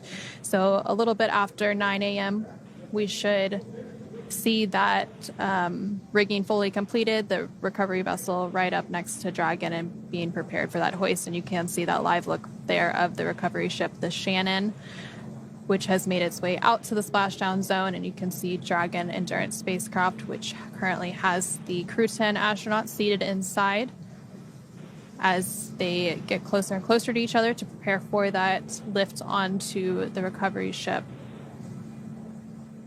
And again, this splashdown took place off the coast of San Diego, California today. It was the first West Coast splashdown and recovery of a NASA crew, and the last crewed recovery for a SpaceX mission was Axiom Mission 4 just last month.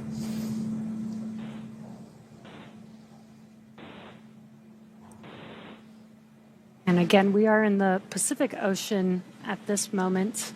But the last NASA crew, Crew-9, splashed down off the coast of Florida. They had some dolphins to greet them. It sounds like from Reagan's point of view, they saw some whales, some dolphins, even a shark out there.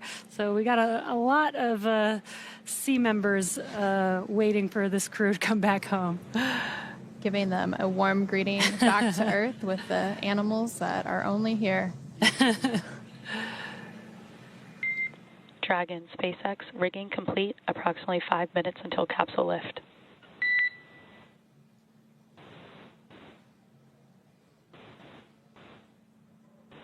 SpaceX Dragon came in broken and did not catch the second half. Understand rigging is complete. 5 minutes until capsule lift.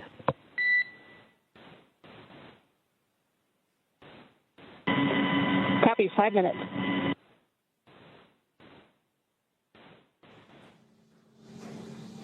And for those of you who are just joining us, the Crew-10 members comprised of NASA astronauts Anne McClain and Nicole Ayers, alongside JAXA astronaut Takuya Onishi and Roscosmos cosmonaut Kirill Peskov, safely splashed down off the coast of San Diego, California, about 20 minutes ago at 8:33 a.m.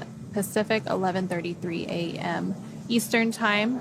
And right now you are seeing a live look from the recovery boat, the Shannon, which is preparing to hoist Dragon up onto the Dragon nest, which you are seeing there on your screen. And then from there, they will continue preparation to open the hatch and welcome the Crew-10 crew back onto Earth as they take their first breath of fresh air after 5 months aboard the International Space Station as part of Expedition 73. We did hear a call that lift is under 5 minutes away, and you could see the recovery teams as they're rigging up the spacecraft, getting ready to hoist it up. And you could see a recovery team member standing on the outside of the Dragon spacecraft, helping to prepare the vehicle for that lift. And as part of the preparation for the lift, one of those recovery team members, likely the one we're seeing on the spacecraft right now, will climb to the top of the spacecraft so that they can attach Dragon's hoist rings and connect the lifting lines.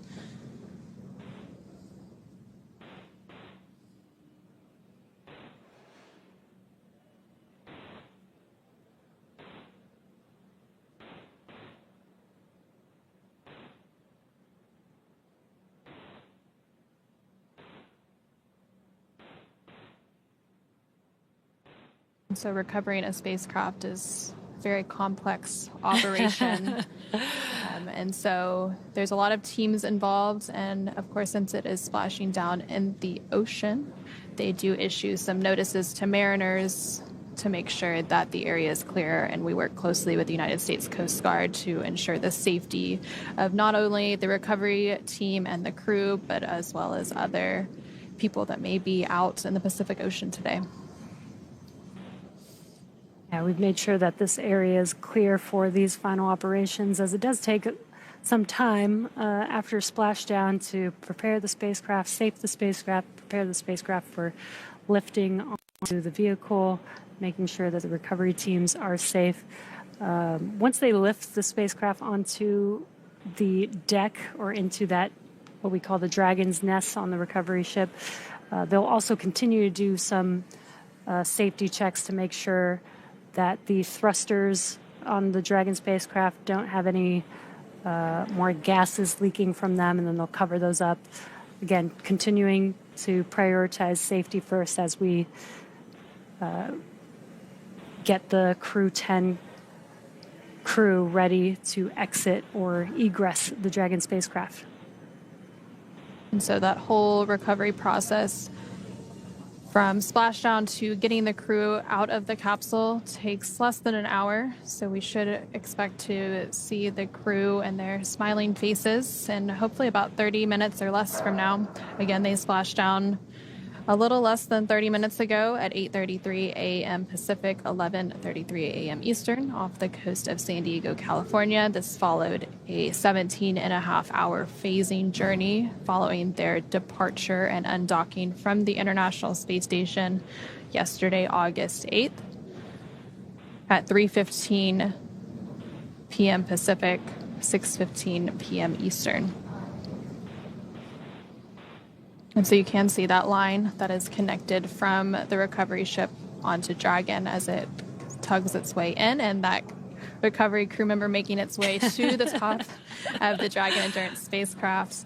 And again, that recovery member is up there as part of the preparation for the lifting of the spacecraft onto the recovery vessel. They are there so that they can physically attach. Brace for capsule lift. I still think that's one of the best jobs. Copy. Cruise brace.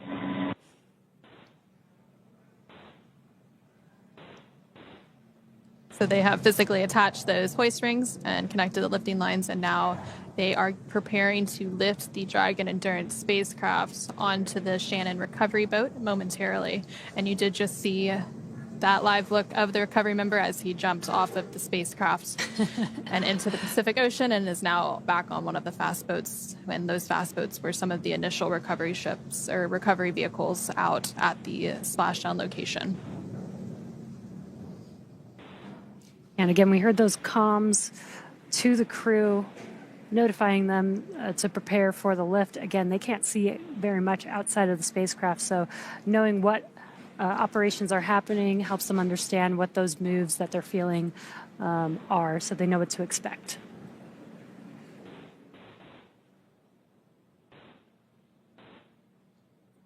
And once they begin that lift, it takes less than 10 minutes or so for it to be completed.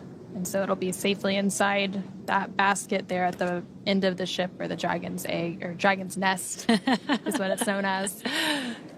And then about 10 minutes or so from then, it'll be ready for hatch open. And you do see that lift is now underway as the Dragon Endurance spacecraft makes its way onto the recovery ship, the Shannon, that is staged off the coast of San Diego, California, following splashdown of the Dragon Endurance and the Crew-10 astronauts currently aboard.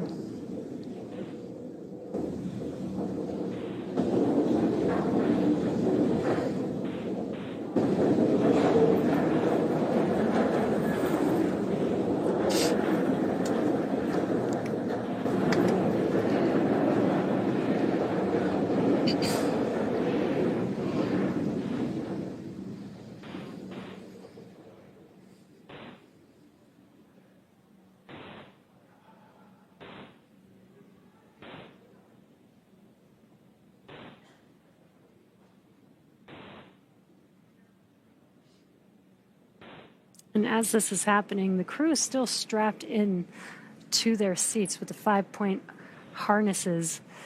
And they'll remain strapped in through the translation of the spacecraft to the deck and until the medical officer actually greets them. Then they will begin to unbuckle themselves and start egressing the spacecraft. And so Dragon will remain in the nest during the crew extraction and then for the journey back to port. So that lift of the Dragon Endurance spacecraft just happened. Stand by for translation to egress platform.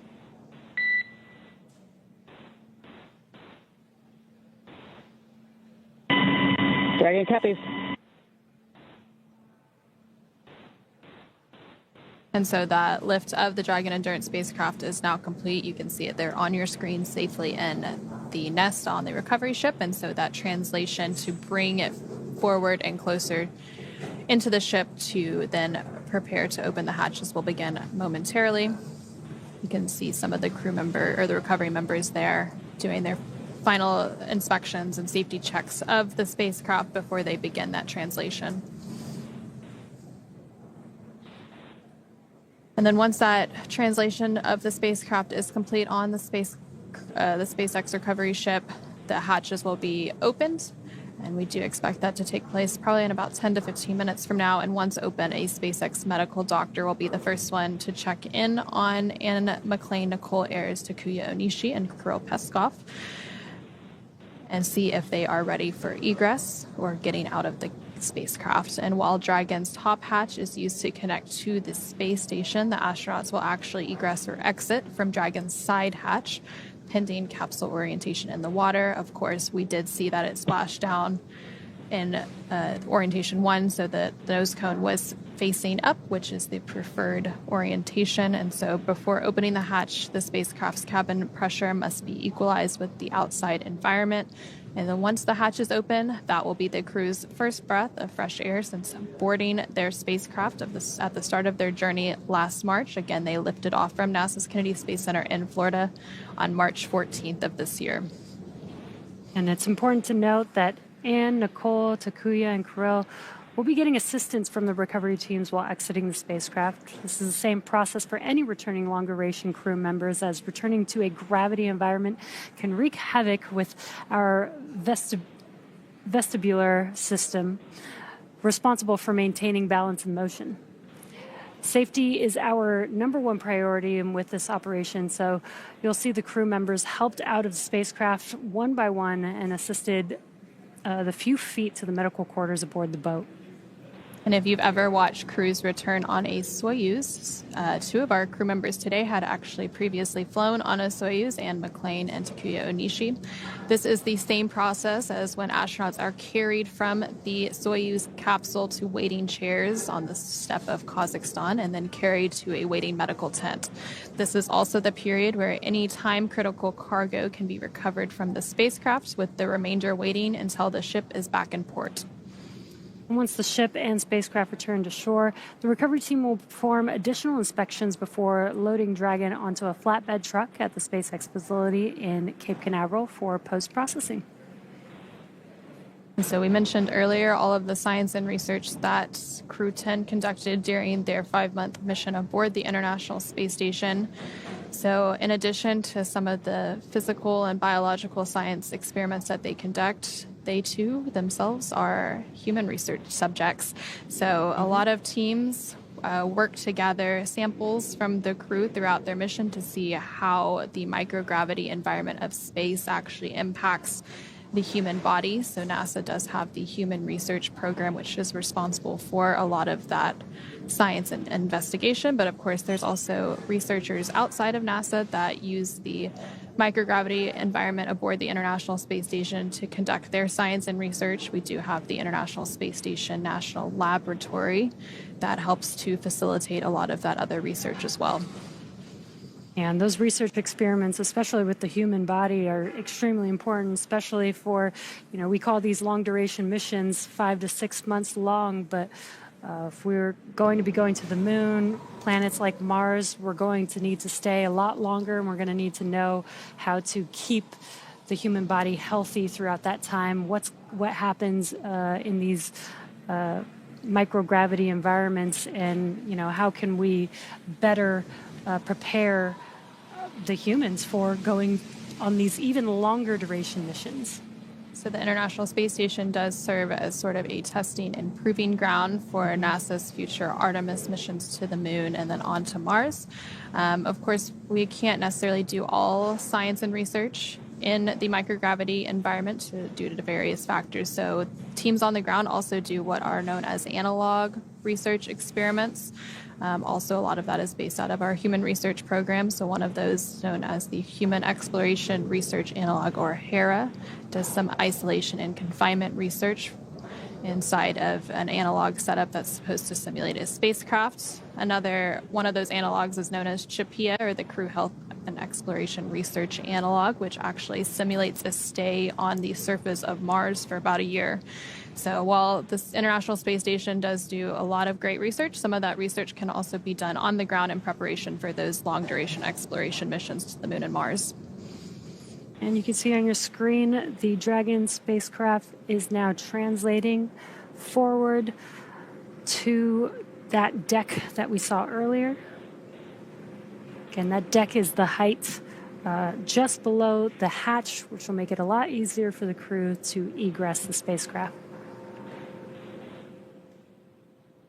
And so right before that translation took place, a couple of the recovery team members did do some final safety checks of the spacecraft to ensure that it was safe and ready to go for additional people to approach the spacecraft and to begin those hatch open preparations and operations to get Crew-10 out of the spacecraft and back on Earth.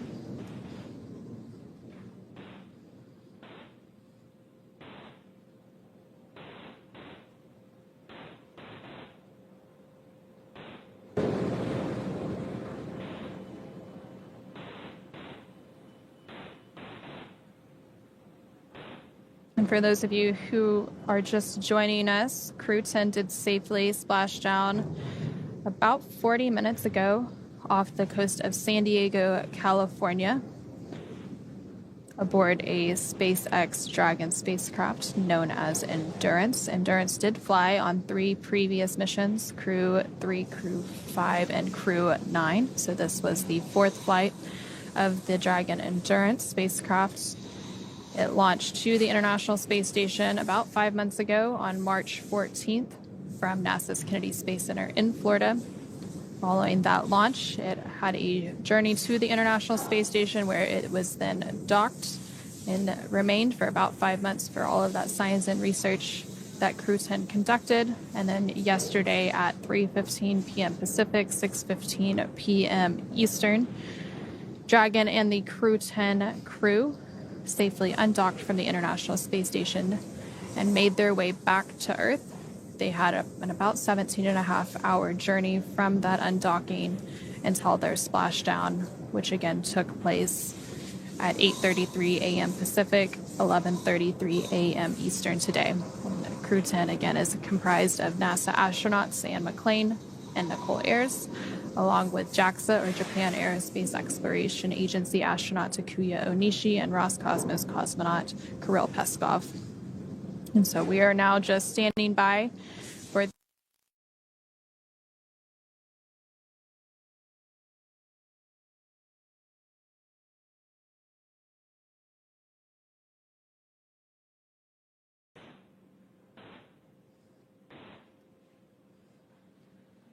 So that hatch on the Dragon Endurance spacecraft is now open, and teams are working to get Crew-10 out and back on Earth. Again, they will be initially checked out by a SpaceX medical director. You did just see him go in there a moment ago to make sure that they are feeling okay and are ready to egress or exit the spacecraft.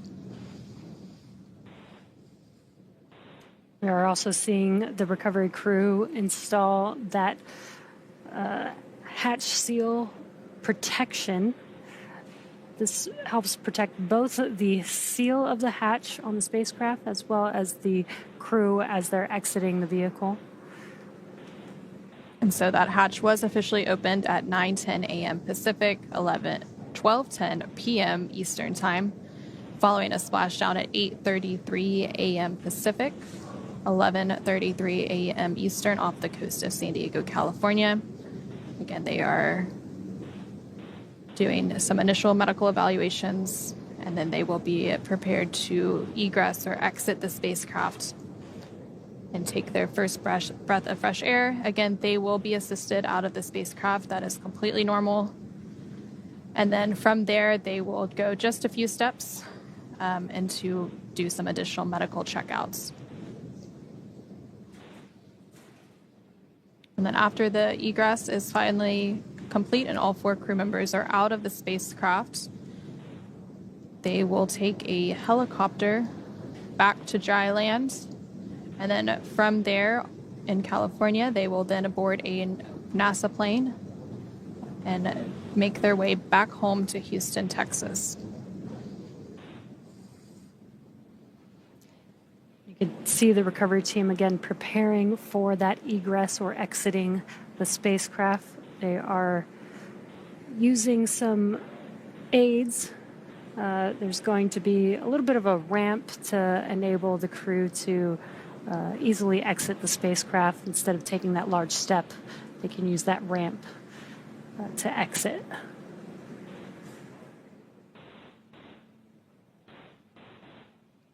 And recovering the crew is a bit of a joint operation. So we do have team members from NASA's Flight Operations Directorate out there, as well as NASA's Commercial Crew Program, and some flight surgeons from the NASA and international partners that will be prepared to retrieve and receive the crew following their egress or exit from the spacecraft. So it'll be nice to see some familiar faces, friendly faces, as they've worked with all of these teams in preparation for their space flight, and they will be greeting them upon their return.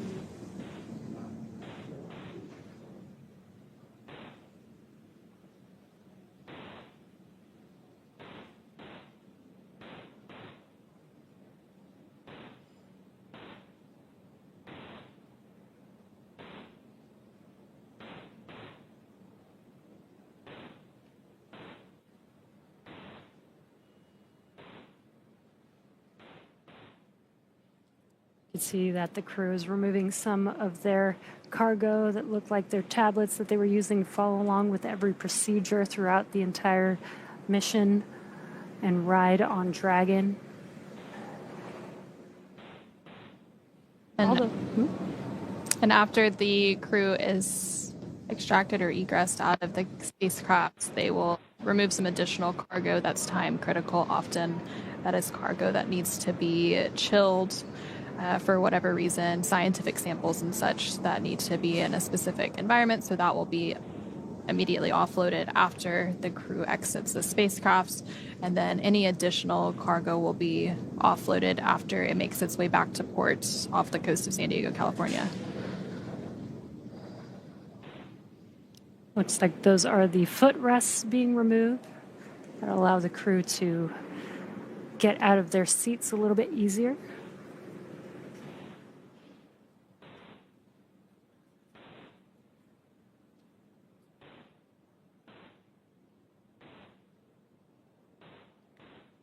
You do see one of those beds or slides that they use to help extract the crew, so we should see some of that egress taking place momentarily.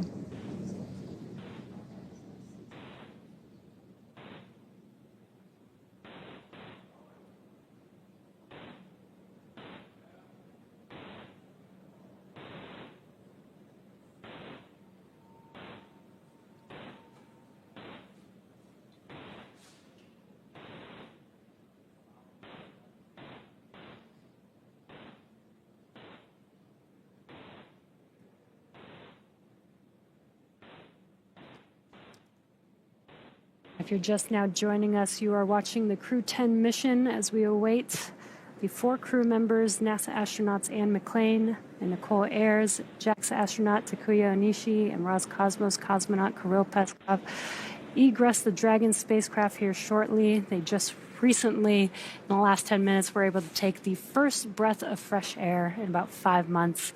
So we're excited to see them stand with gravity for the first time in 5 months.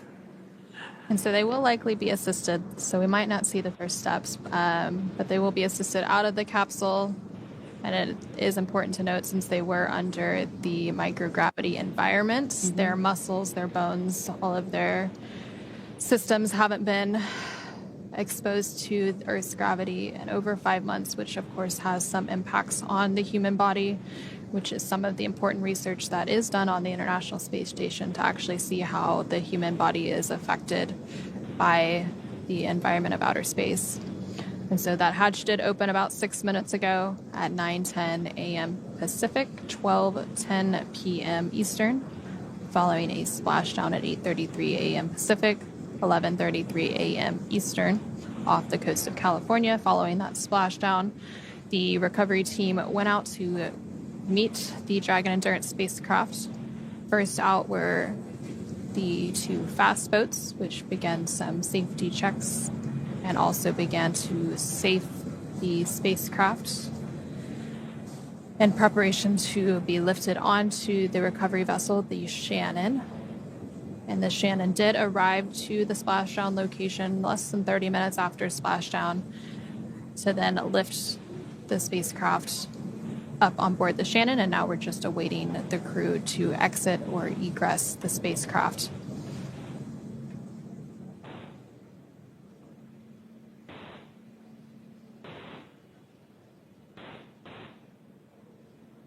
It does look like they are preparing for that crew egress here in just a moment.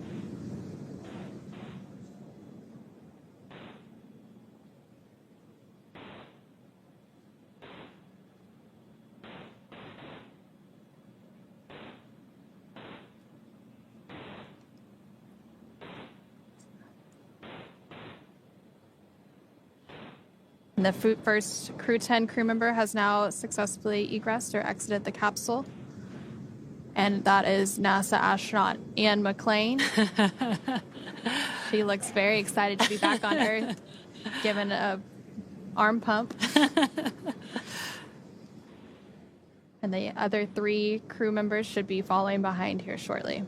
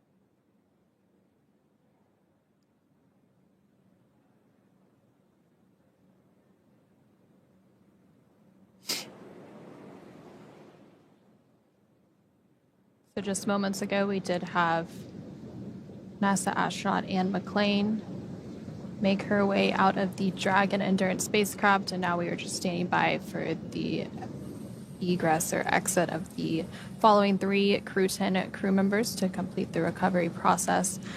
So we are standing by for the egress of NASA astronaut Nicole Ayers, JAXA astronaut Takuya Onishi, and Roscosmonaut Kirill Peskov.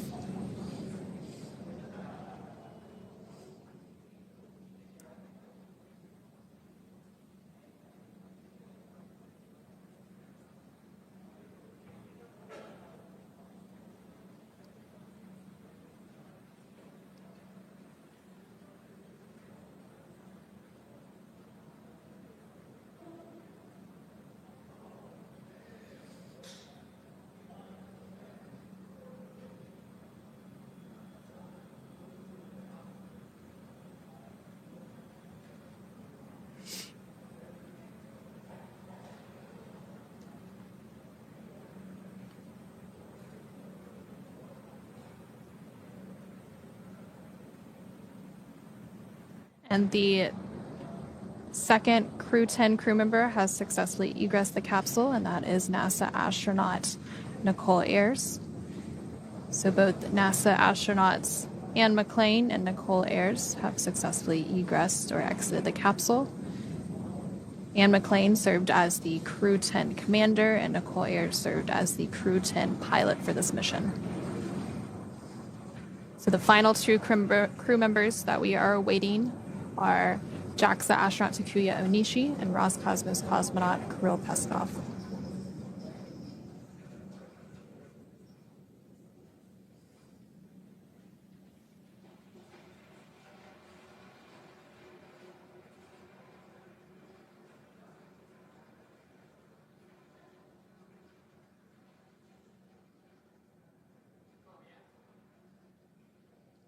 You did just see them removing 2 additional foot restraints, likely preparing to egress the final 2 Crew-10 crew members.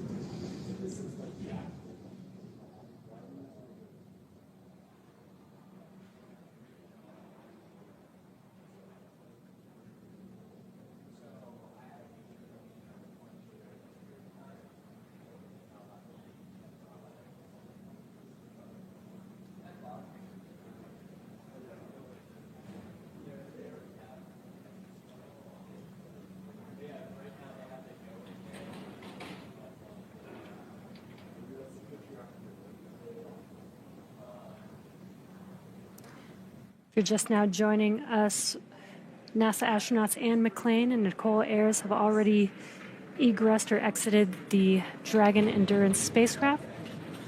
And again, we are waiting for the final 2 Crew-10 members to exit. JAXA astronaut Takuya Onishi and Roscosmos cosmonaut Kirill Peskov are still inside of the Dragon spacecraft. So the crew did complete a 148-day mission, with 146 of those days docked to the International Space Station. During that time, they completed more than 2,300 orbits around the Earth, traveling more than 62.7 million statute miles. And NASA astronaut Anne McClain, who was the first to exit the spacecraft, has now totaled 352 total days in space. This was her second space flight. Her previous mission was aboard a Soyuz spacecraft. And then this was the first space flight for NASA astronaut Nicole Ayers, who was the second to exit the spacecraft. So she now has 148 days in space.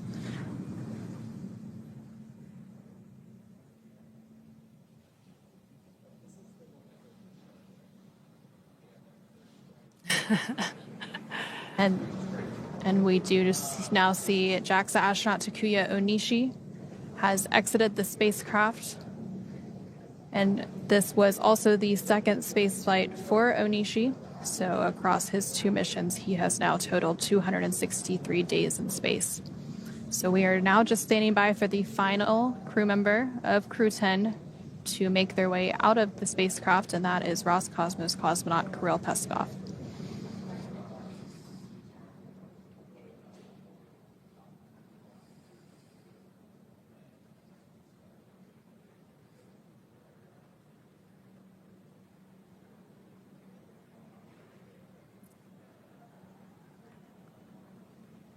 To recap a little bit, the Crew-10 mission launched aboard a Falcon 9 rocket inside a Dragon spacecraft, which you're now seeing on your screen. That launch took place from NASA's Kennedy Space Center in Florida on March 14th.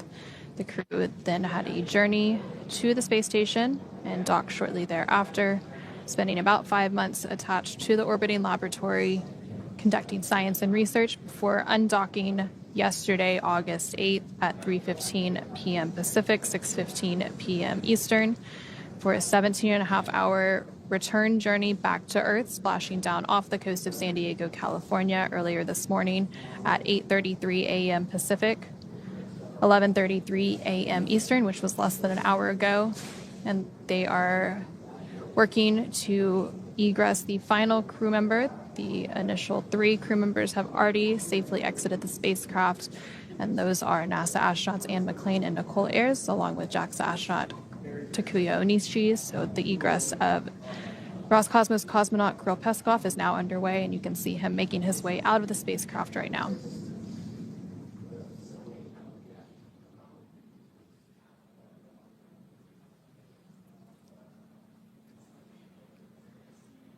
And there you have Roscosmos cosmonaut Kirill Peskov waving as he takes his final or initial steps on Earth.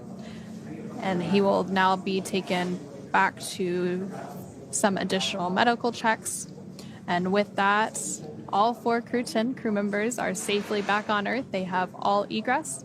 And so now that NASA astronauts Anne McClain and Nicole Ayers, along with JAXA astronaut Takuya Onishi and Roscosmos cosmonaut Kirill Peskov, are safely back home on planet Earth and getting checked out by the NASA medical team, we are going to go ahead and wrap up our live coverage of their return.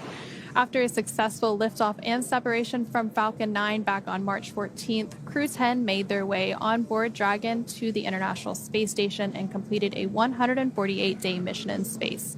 NASA astronauts Anne McClain and Nicole Ayers conducted 1 spacewalk during their 5 months in space on May 1st, relocating a space station communications antenna and the initial mounting bracket installation steps for an IROSA, or International Space Station Rollout Solar Array, that will arrive on a future SpaceX commercial resupply services mission. With their full-duration mission coming to an end, the crew began packing up their personal items for their return to Earth about a week ago and worked through tasks and shared lessons learned with Crew-11 teams as they arrived to the space station a few days ago.